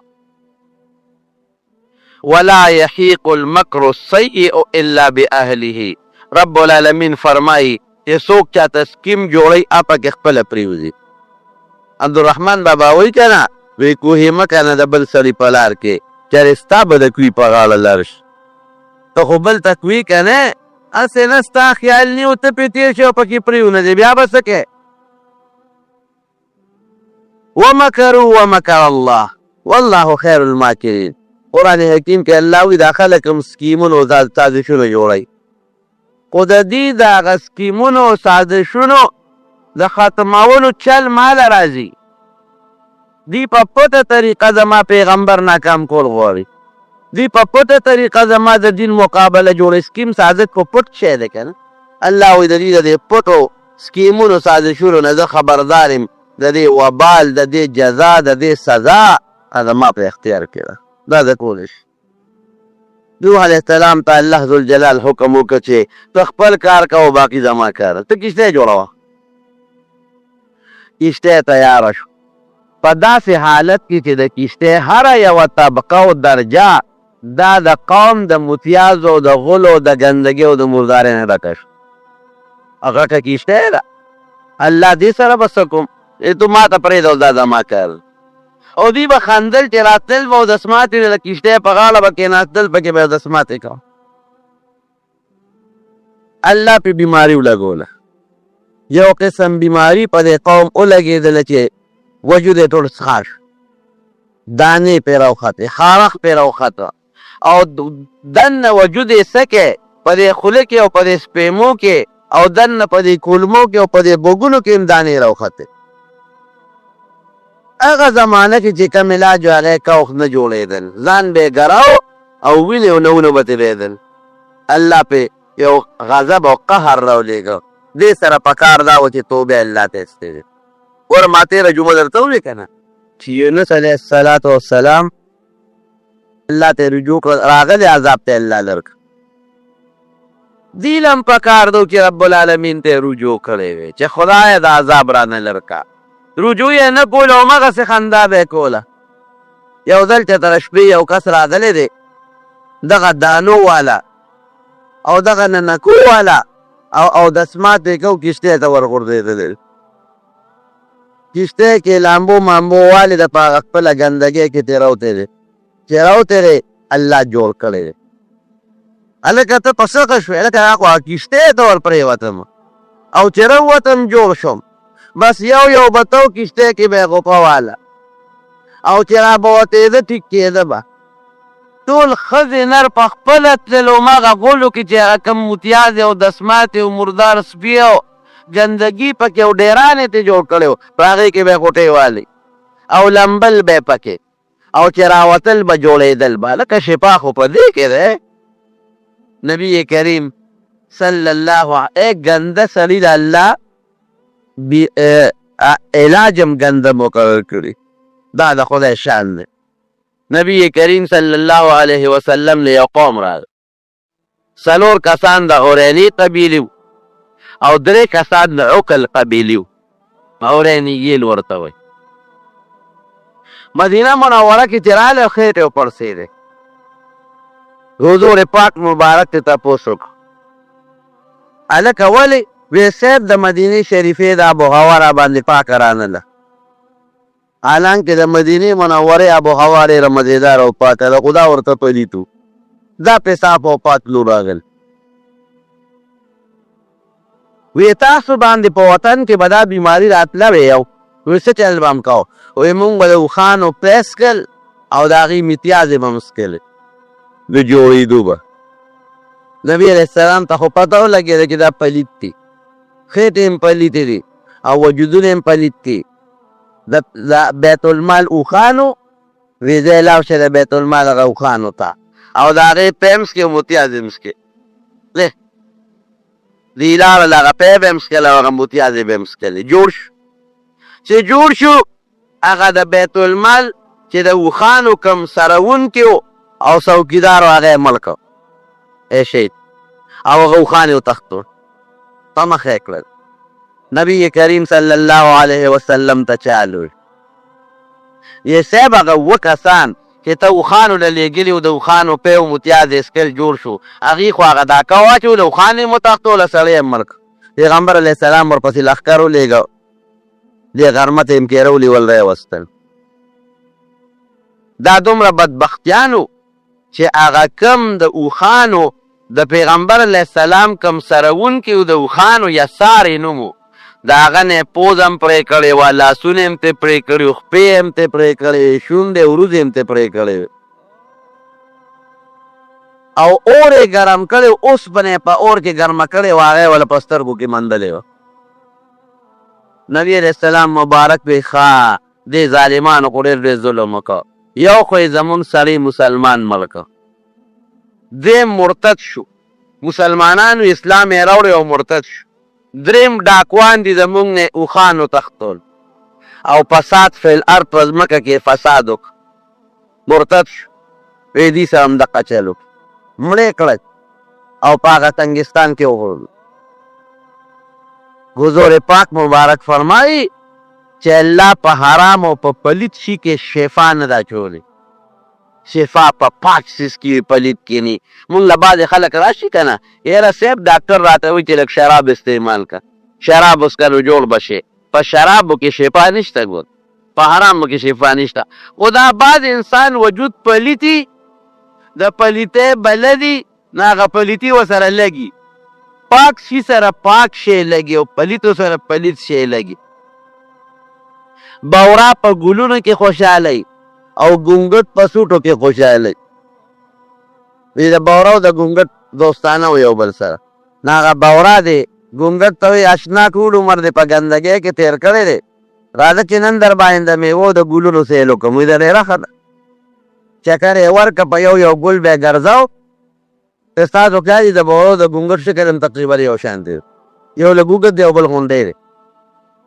په ګلونو یې وګرځاو په میوو چې مازدیګر شو وی اشنا څنګه وی سیل مې در باندې و که څه خوند یې واخېست که نه وی نه وی دا دومره خشته مزېدارې خوشبویاتې وې وی زه خو پیسه هم نیم پې شوی زه په خوشبویه پې شوی یم او نه را باندې څه خشته بوی لګېدلی دی زه خو د هېڅ نه هم نیم خبر نیکبخته او وجود یې مړه وې وایي ما خپل ډیران ته پرېږده چې ورشم لتې پکې ووام طبیعت په مې برابر شي بورا وله وزر اوچت کړ ته ورېږه زه تالاشي علم چې وزر یې وله اوچت کړه د وزر لاندې سوټه یې نښتې وه خو ستا د وزر لاندې سوټه یې نښتې ده جیب کې د ځان سره ګندګي په مخه کړې ده نو ته په خوشبویۍ څه پوهېږې نو ګنده شی چې دی د هغې علاج ګندی بیا په روغ سړي شراب صاف نه راځي خو په شرابي صاف راځي او سره بلدي نو نبی کریم صلی الله علیه وسلم فرمایي چې په حرامو کې ګورې شفا نشته حرام مې استعمالوي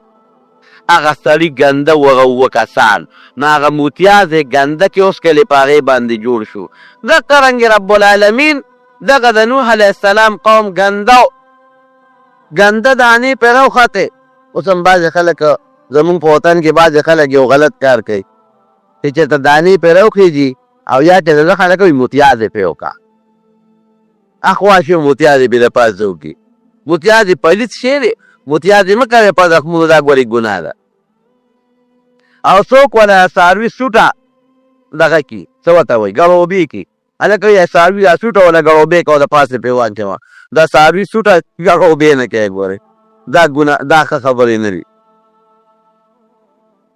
یو چې پکې پرېوت اخر زه خو جوړ شوم بل به م ورته ګوټه بیا واله بل به م ورته ګوټه بیا واله بل به م ورته ګوټه بیا واله د کشتۍ او باغه ډیران ختم شو دې بیماري ختمه نه شو هلکه اوس به څه کوو نو تلل به په بالټو کې به یې اوبه راوړئ او د کشتۍ هغه دیوالونه به یې پینځل او د هغې کشتۍ پې داسې صفا کړه لکه چې په لرګي د پاسه ریګمال ومږي او هغه اوبه به یې بیا راغېشتې څکلې به پس پیمو کې به مچولې په خولې کې به مچولې چې دا بیماري را ختمه شي.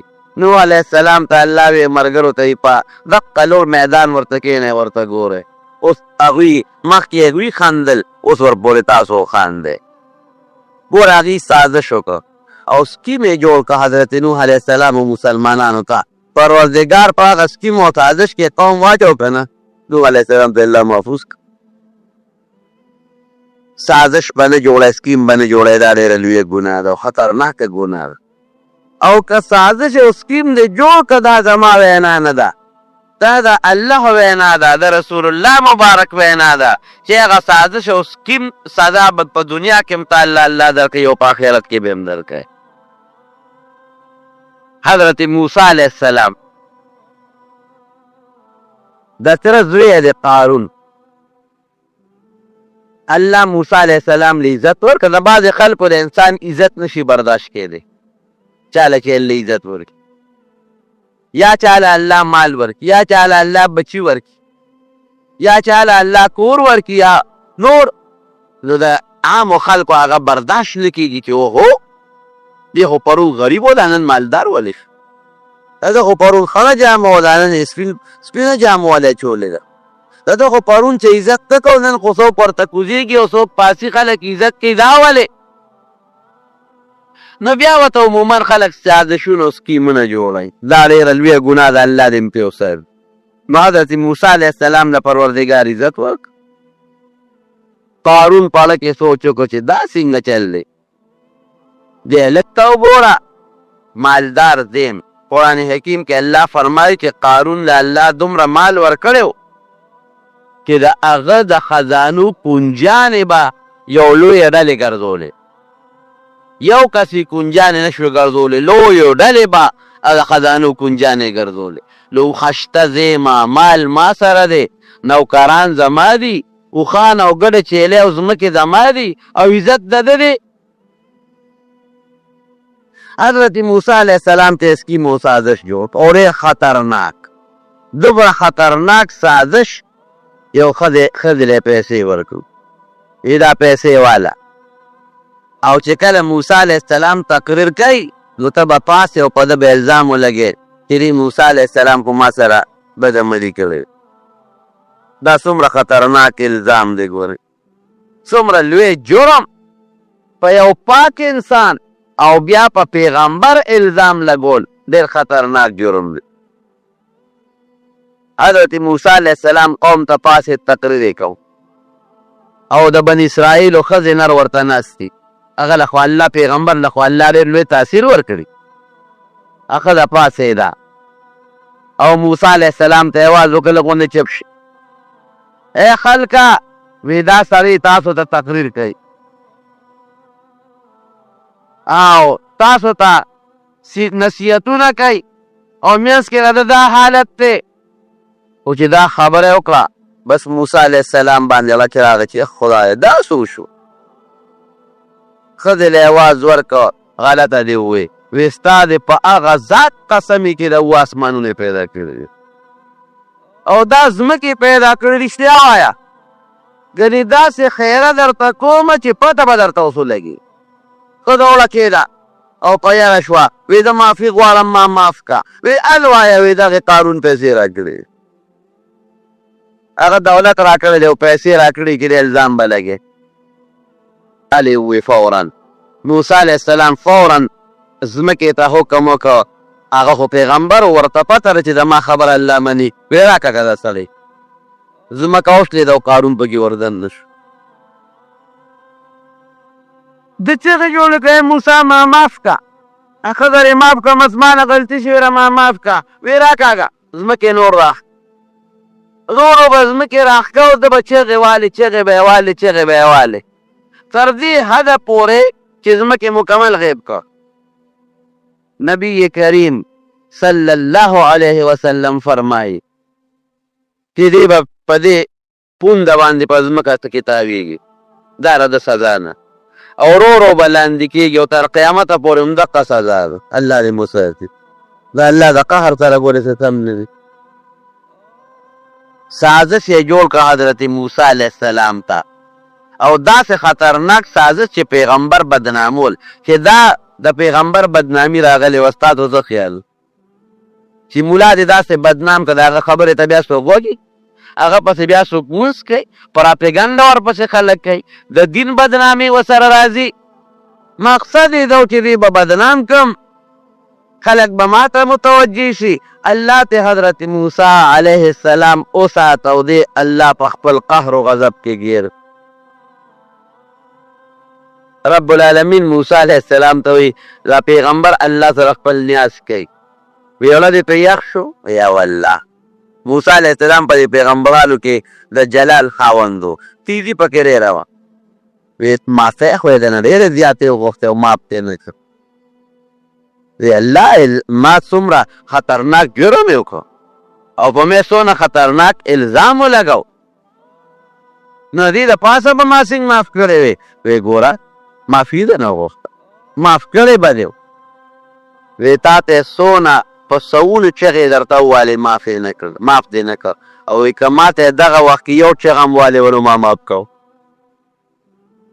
حالانکه الله په خپل پیغمبر ډېر خفه کېږي دا الله خو ډېر لوی رحم او ډېر لوی کرم او مهرباني ده کړې هغه نه هم دغه وخت کې دا سوچ راته نه چې الله ته چغه ووه موسی علیه السلام ته اوازونه کول موسی علیه السلام له خو یې پخ کړی غلی یې وله سوځولی و دغه رنګې حضرت موسی علیه السلام چې کله فرعونیان الله غر کړل یو لوی میدان دی وادي تیه هغې ته لاړ الله پې ډېر لوی احسان وکړه په قومي په وادي تیه کې ورته الله چینې پیدا کړي د یخو مزېدارو خشته اوبو چینې او سورې پکې نو الله تعالی ورته وریځ راوسته هغه وریځ یې پې د پاسه سورې کړل په دې قوم او دا خوراک انتظام یې نو پروردګار ورته سیسې د دې ملدانو نه غټې وي سلوا ورته عربۍ کې وي سیسې ورته الله را دونه زیاتې کړې چې دوی به اوس رانیولې وه لالولې به یې قولې به یې پخولې وې او ترنجبین په دې ایران په دې علاقه کې کېږي لکه څنګه چې زمونږ په پلوسه کې چیر کېږي چیر دقه رنګې بوټي وي او په هغې کې دا دغه راکواله واله بوټي وي او په هغې کې دا چیر را پیدا کېږي هغه ډېر اعلی خوږ شی دی ډېر مزېدار او د وجود دپاره ډېر طاقتمن شی دی نو قرآن حکیم کې الله تعالی د نعمت په شکل کې بیان کوي انزلنا علیکم المن والسلوى د سیسې اعلی غوښه به یې خوړه ترنجبین به یې خوړه او مزیدار اعلی قسم اوبه ولې د پروردګار پیدا کړې وې هغه به یې څښلې او هر وخت به یې په سر باندې وریځ او یخ مزیدار اعلی بادونه به لګېدل بني اسرائیل خوشحاله شو الله ته رجوع کړه چې یا الله زما دا قوم چې ژوند تېري د ژوند نه تېرېدلو به یې څه طریقه وي دې ته راشه کوهي تور ته او ما سره یو څو ورځې تېرې کا کوهي تور کې تېرې کا زه به دله یو قانون درکم یو دستور العمل به درکم یو قانون د هغې لاندې به ستا قوم ژوند تېری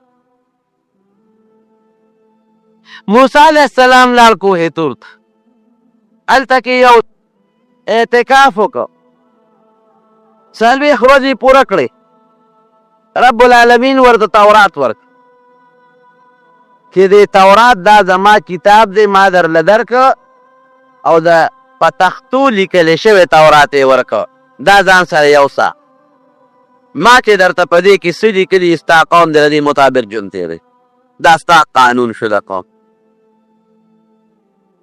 دې خوا حضرت موسی علیه السلام کې څنګه کوهي تور ته لاړ غر ته لاړ چې هلته د اعتکاف وکړم په دې قوم کې اوس شپېره څلوېښت هغه ته سامرې وایي قرآن حکیم کې الله په دغه نوم یاد کړی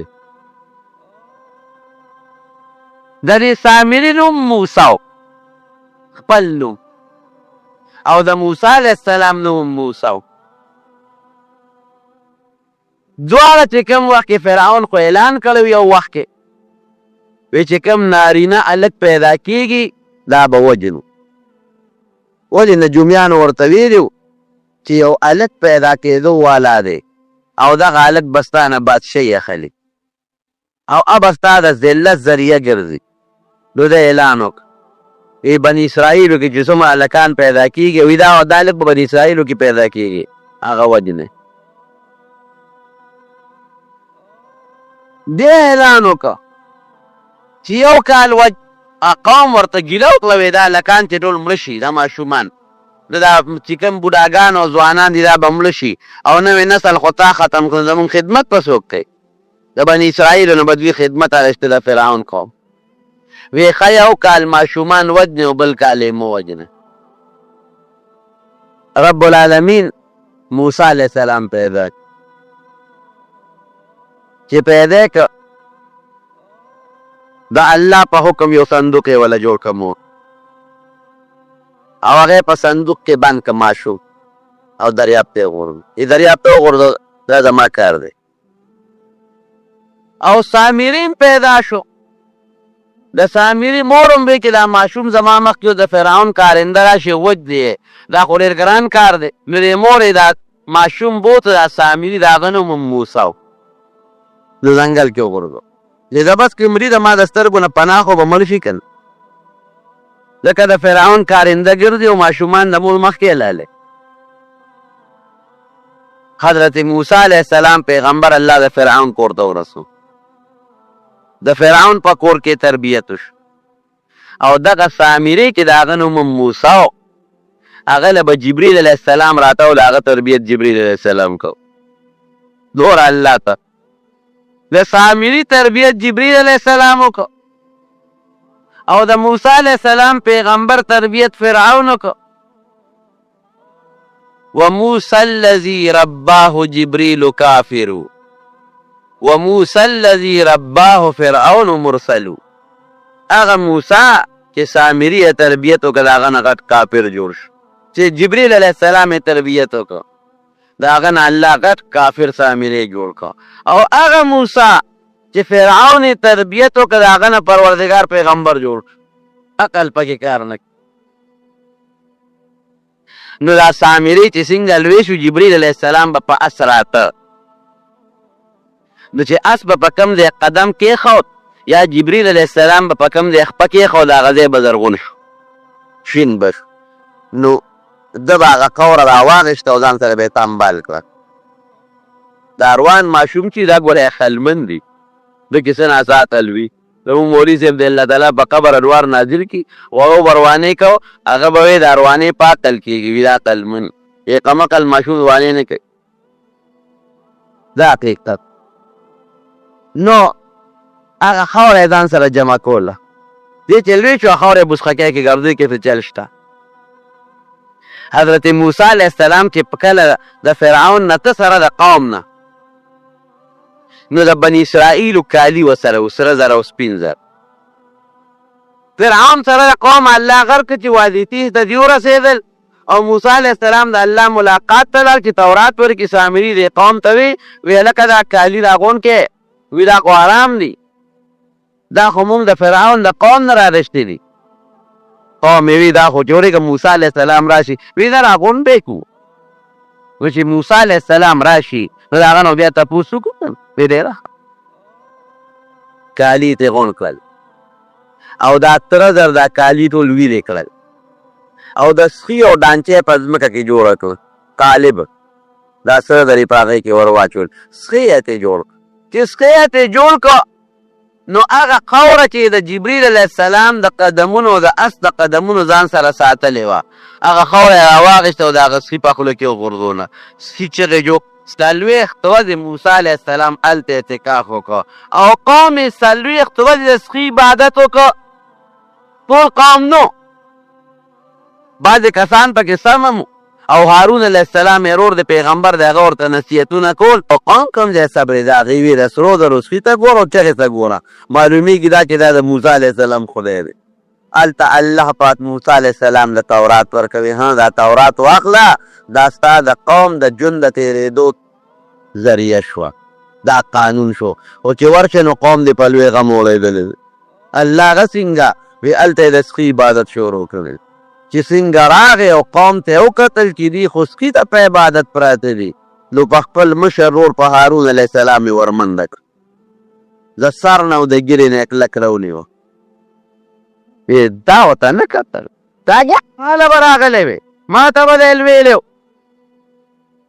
ورته یې وې وروره ما ورته ډېر نصیحتونه کړي خو زما نصیحت پې اثر نه دی کړی ما ډېرې خوارۍ کړي دي او تا له ځکه درلم چې بیا به تا وي چې قوم دې دغسې پرېښود او ته ما له کوهي تور له رالې موسی علیه السلام غوسه وکړه نه په دې غوسه و چې ظالمانو الله د سره څه وکړل ستاسو دشمن فرعون سره د ټول قوم نه الله هلاک که تباه که یو من او سلوا ترنجبین او سیسی در باندې الله وخوړی د نور د تو د بچکولو دپاره در باندې الله وریځ راوسته د خوږو اوبو چینې درته الله پیدا کړی دومره ناشکري مو کړه چې بیا هم د سخي عبادت شروع کړو سخي ته هم خدای ووایي په ټولو حیواناتو کې د سخي نه کمقل شی بل نشته هغې ته هم خدای ووایي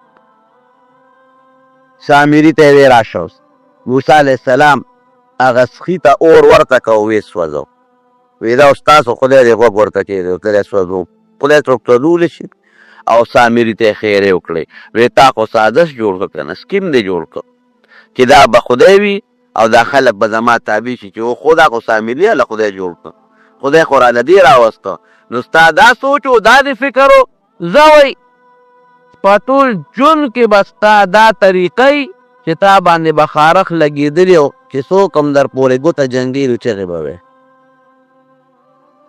ګوره سازش یې جوړو پروردګار سزا ورکړه که نه ولا یحیق المکر السیء الا باهله الله سزا ورکړه داسې سزا چې څوک به جنګېده لامساس ما له ګوتې مه راوړی چې څوک به لکه سامري دا ګورې ګوتې یې راونړی چغې به یې والې جلل به موسی علیه السلام له به راته وې نه تا غلطي کړې ده زه اوس دقه ستا سزا شوه تر مرګه پورې نه به دله ښځه ګوتې در وړې شي دا ګوره ډېر ګران ژوند دی الله دې مسلمانو سره نه به دله زوی ګوتې در وړې شي نه ډاکټر او نه طبیب او نه دوست او نه یار د سازش او سکیم چې بل ته جوړی دا د وخت نه یقین راوله په دا خپل زړه کې چې دا سازش مادي مسلمان ته نه دی جوړ کړی دا مې ځان ته جوړ کړی دی د نبي کریم صلی الله علیه وسلم چې کله مکه مکرمه کې زندگی وه الله ورته خپل تره او خپله چاچي دشمنان کړل ابو لهب او د هغه ښځه ابو لهب به په پیغمبر علیه السلام غزارونه کول خلک به یې ورته لمسول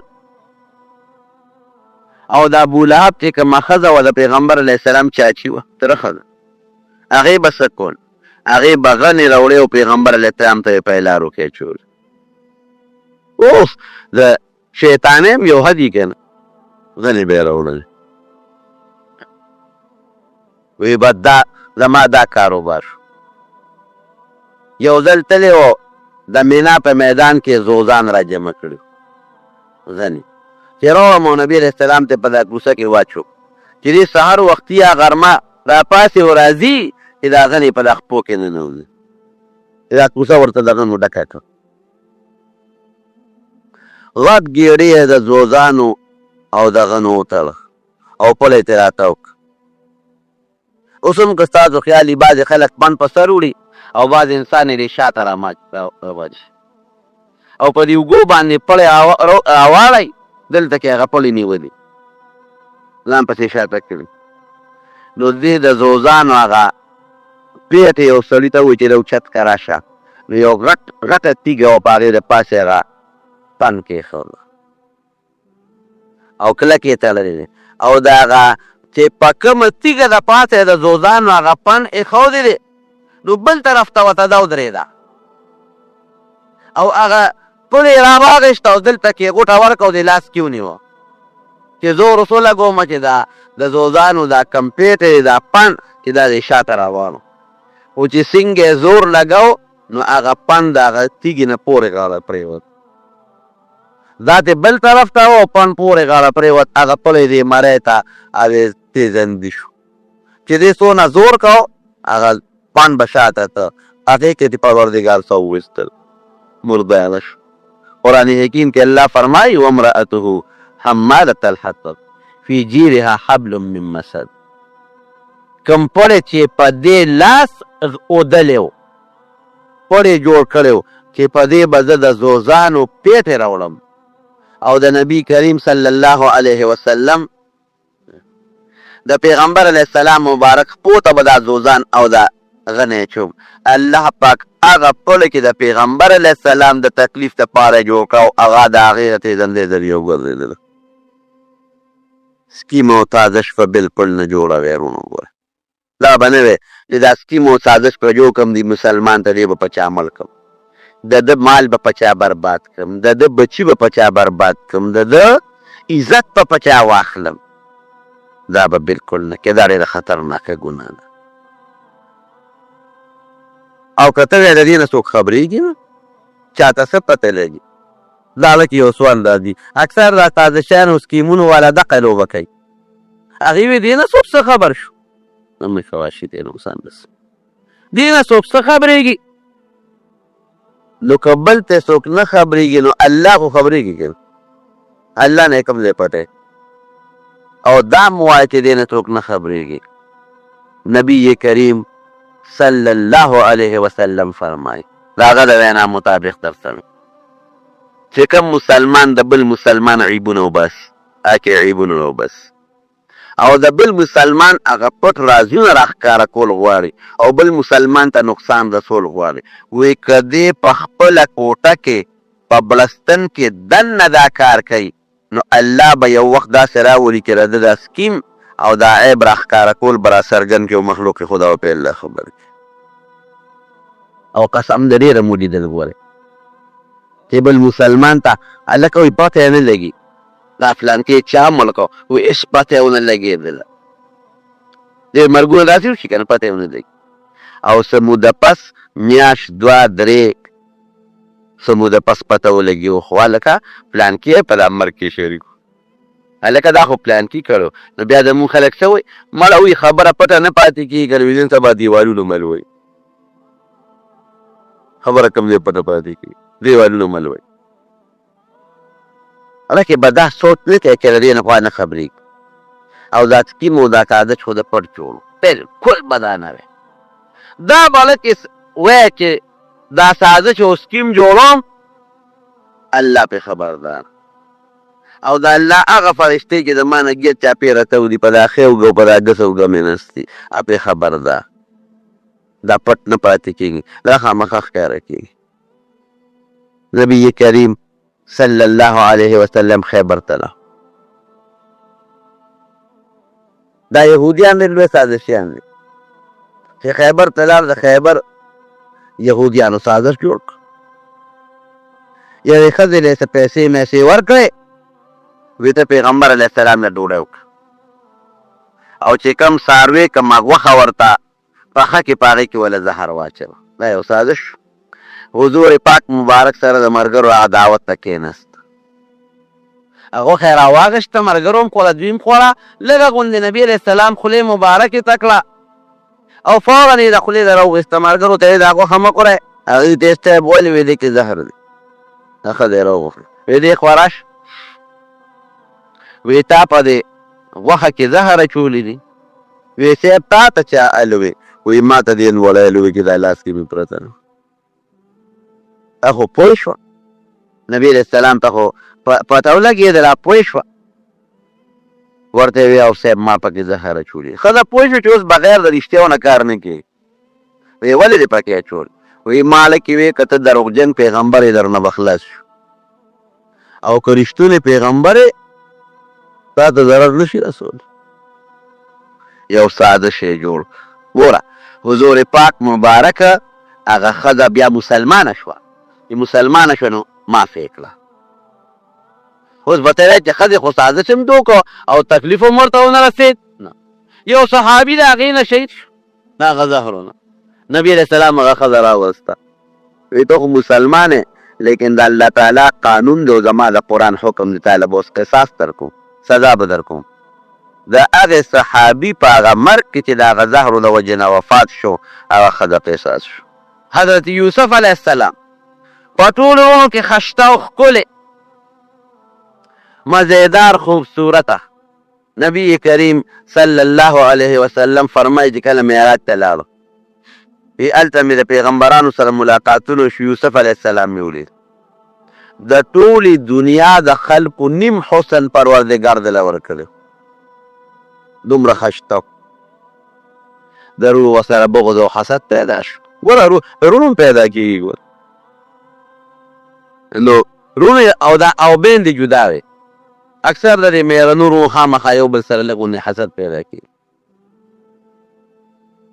سکیم یې ورته جوړ کړه چې د دې پلار د یعقوب علیه السلام خو دې بچي سره ډېر محبت او ډېره مینه ده او موږ سره خو هغسې نه کوي او یو خوب هم لیدلی شوی یوسف علیه السلام لیدي و غراض د خوب هم فاش شو وی راشه دا زوی به د مخې نه لرې کړو ګوره عجیبه سکیم یې جوړ بابا مونږ خو زو ښکار هم کوو لوبې ټوکې به هم کوو او سیل به موږ ځنګل ته ځو نو که ستا خوښ نو دا یوسف هم موږ له راکړه یعقوب علیه السلام به دا بچې ځان نه جدا کړو هر وخت به ورسره ای بچی هسې نه دا ماشوم دی چې ته شر مخې دی نه پر علاقه کې شرمخان ډېر دي او شر مخې دی نه مات نه کړي نه بابا مونږ بلا رونه یو او ګڼ رونه یو نو مونږ به دومره کمزوري چې ستا دا یو ماشوم بچی به د مونږ نه شرمه کړي وی ښځه ډېره ښه ده بچی یې وله ورکړه د پلار په مخ کې اوچت که او ښکلی که او یو زوی به د بل نه اخېسته او بل د بل نه خو چې د پلار د مخې نه یې خوا کوم څپېغې دې شروع کړې ها تا سره پلار مینه کوي ها تا لار سره وړي مونږ سره خو هغسې مینه نه کړي چې تا سره کوي په دې برابر کړو او زه خوب لیدی چې 11 ستوري او نر او سپومې ما ته په سجده پراته دي خو اوس به پته ولګي چې ته به مونږ ته سجدې کوې که مونږ به درته کوو 11 ستوري دا 11 رونو دې کې یو خپل سکر او دا لس سیونو دا دغه و مېرني چې بویه ته یو شال پیو په هغې کې یوسف علیه السلام وغورځو داسې کوي اوږده غټ جوور کویانو هغې کې وغورځو او ښکارونه یې کول نه یو شر مخې کې ته راونیوه هغې کې پړی واچو او قامقل سړي چې وي که نه دا چې کوم سازشي سړي وي دا عقل سوچ هم په ځای نه د یوسف علیه السلام نه کمیس وویسته او چې د ښکار یې کړی و هغې په وینو کې رنګ کړ او کمیس یعقوب علیه السلام ته وړی دا دې شرمخ ستا زوی مات کړی دلم راوسته چې ستا یقین پیدا شي او دا ستا د دوی کمیس او دا ورباندې وینه یعقوب علیه السلام خو پیغمبر و وی عجیبه هوښیار شرمخ دی چې زما زوی یې ماته او د هغه اندامونو غوښې خوړی او کمیس یې ترې واخیستی دی یا قضیه کې دوی خطا شوي وو چې کمیس یې نو شلولی خو کمیس یې راوړه مې کمیس وشلوی نو پته به ولګي که نه وی ډېر هوښیار شرمخ دی کمیس یې ترې واخیسته او غوښې وډوکې وله خوړل وی وایه شرمخ ته وایي ستا د په هغه ذات قسم چې ته شرمخ پیدا کړی او زه پیغمبر پیدا کړی زما زوی ته دې ولې پنجه اړموله زما زوی دې ولې ماته و شرمخ ورته الله ګویا کوي صاحب د شرمخ به څه مجالي چې یو پیغمبر چې د پیغمبر زوی م وي هغه به شرمخ څنګه مات کړي مونږ پیغمبرانو له ګوتې وروړی شو پنجه وروړی شو د پیغمبر زوی ته مونږ غږ کولی شو دا خو دوی راونیولم او پرې راکې واچو تالی راوستم ګوره تازه چې جوړ که الله پکې ناکام کړل هغه یوسف علیه السلام پروردګار یو قافله راله او هغې د کوی نه وویسته بورقه یې ښکته کړه چې دې کې به اوبه راوځي پکې یوسف علیه السلام راووت او صاحب اخیستو قیمت یې چا سره نو ځکه ډېر ښایسته خوبصورت او د مصر په بادشاه خرڅ شو او یو وخت داسې راغی چې د مصر کرسی یوسف علیه السلام ته حواله شو او په دې علاقه د یعقوب علیه السلام قحط راغی غلې له به خلک مصر ته تلل یوسف علیه السلام له به تل وی غلې له لاړل غلې راوړه یوسف علیه السلام یې ونه پیژن دوباره چې څنګه لاړل یوسف علیه السلام ورته ځان وښو په خپو ورته پرېوتل صاحب ته زمونږ ورور یې مونږ نه غلطي شوې ده مونږ معافي غواړو سازش او سکیم پټېږي نه ګورئ او که د انسان نه پټ کې د رب العالمین نه نشي پټولی دا به چرته هم نه کې زمونږ د خلکو ګورې دا یو عادت دی څوک په دکان کې څوک په پټي کې څوک په حجره کې څوک په لاره کوڅه کې بالښت ته ډډه والي یو په یو ورچوه بل په بل ورچوه یو تم سکیم جوړو بل تم سکیم جوړو دا غټه ګناه ده خطرناکه ګناه هېڅ چرې به دا نه کوې دا ګناه کبیره ده خطرناکه ګناه ده او که چېرته ستا په دې سکیم او سازش کې د بل مسلمان مال برباد شو د هغه مرګ پکې راغی دا به نه وی چې مرګ ما نه دی کړی هغه د مړي ګناه ګورې ستا وشوه د قتل ګناه کې به شریک شي هېڅ پته نه لري د هغه مال ته نقصان د هغه عزت ته نقصان د هغه ورور ته د هغه بچي ته د هغه قوم ته هغه وبال کې ته شریک شوې مونږ خلک دا سوچ کوو چې دا ډونډس ته وکړو دا بس قاتل دی نه دی کې چې چا ورسره تعاون کړی چا پکې شیطانت کړی چا سکیم او سازش کړی دی نبي علیه السلام فرمایي چې د بل سړي په مرګ کې په 2 ټکو څوک شریک شي د قیامت په ورځ به په تندي ولې لیکلي کېږي د الله د رحمت نه مایوسه الله دې مسلم نو سکیم او سازش ګناه کبیره ده غټه ګناه کبیره ده د دې نه مکمل ځان ساتو او که په دې پوه شو چې یو سړی د بل مسلمان خلاف داسې خبره کوي چې د هغه عزت ته پې نقصان رسي د هغه مال ته پې نقصان رسي یا د هغه ژوند ته پې نقصان رسي د مسلمان ته نصیحت وکړه دا ګورو یو کس تپوس کوي چې سپړې په مانځه کې د امام نه مخکې رکوع وکړي او یا سجده وکړي نو وایي په دې باندې مونځ خرابېږي او اودس یې ماتېږي مسله داسې ده که چا د امام نه مخکې رکوع له لار یا د امام نه مخکې سجدې له لار نو دا ګناه ده دا ناجایز دی نبی کریم صلی الله علیه وسلم فرمایي وی کم انسان چې د امام نه مخکې رکوع لدي سجدې لدي او یا د رکوع سجدې نه د امام نه مخکې پاسي وی د دا سټوکې د شیطان په لاس کې دی شیطان مخکې بوځي او وروسته بوځي دا سخته ګناه ده او دا ناجایز دی که دې داسې طریقه باندې د امام نه مخکې رکوع یا سجدې له لار چې امام سره په دې رکن کې شریک نه شو لکه چې دې رکوع له لاړو او بیا امام رکوع له جو دې سر پورته کړي د امام سره په هغه رکن کې په رکوع سجده کې شرکت رانغی نو بیا خو مونځ اړوونه شو او که نه دې مخکې د امام نه رکوع له لاړ او بیا د امام ورپسې لاړ خو په هغه رکوع کې امام سره شرکت راغی یا په هغه سجده کې امام سره شرکت راغی نو مونږ مکروه دی اودس پې نه ماتېږي اودس اله ماتېږي چې سړی په منځه کې قهقهه وکړي د هغه مونځ چې رکوع سجدې والا مونځ دی یعنې هغه اواز والا خندا په منځه کې وکړي د مونځ مات شو اودس یې مات شو ډېرې بیا دوباره اودس وکړي دا بل ملګري تپوس کوي چې مونږه جومات دیوال کچه دی او اوس دیوال د جومات پخو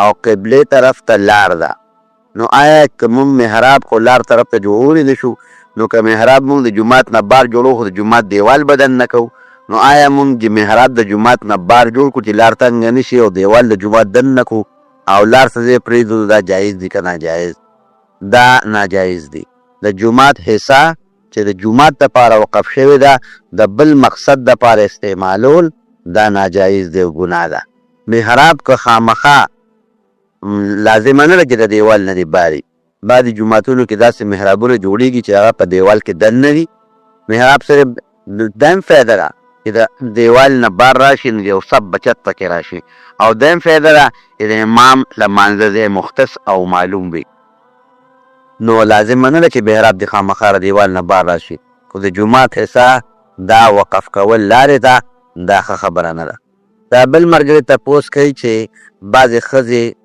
هغه زبان دراز وي چې بیا هر وخت ریستي یو ټول کور دې په اور کې ولاړي دا سخته ګناه ده زنانه به په خپل کور کې د خپل خاوند سره تیزي نه کوي نه به پرې غوسې کوي نه به پرې اواز وباس دارنګې زنانه په اسخر باندې یا په خواښې باندې اواز ریستل او غوسې کول دا ناجایز دي دا ګناه ده او زبان درازي به نه کوي ښه اخلاق ښه شی دی هم د سړو دپاره هم د ښځو دپاره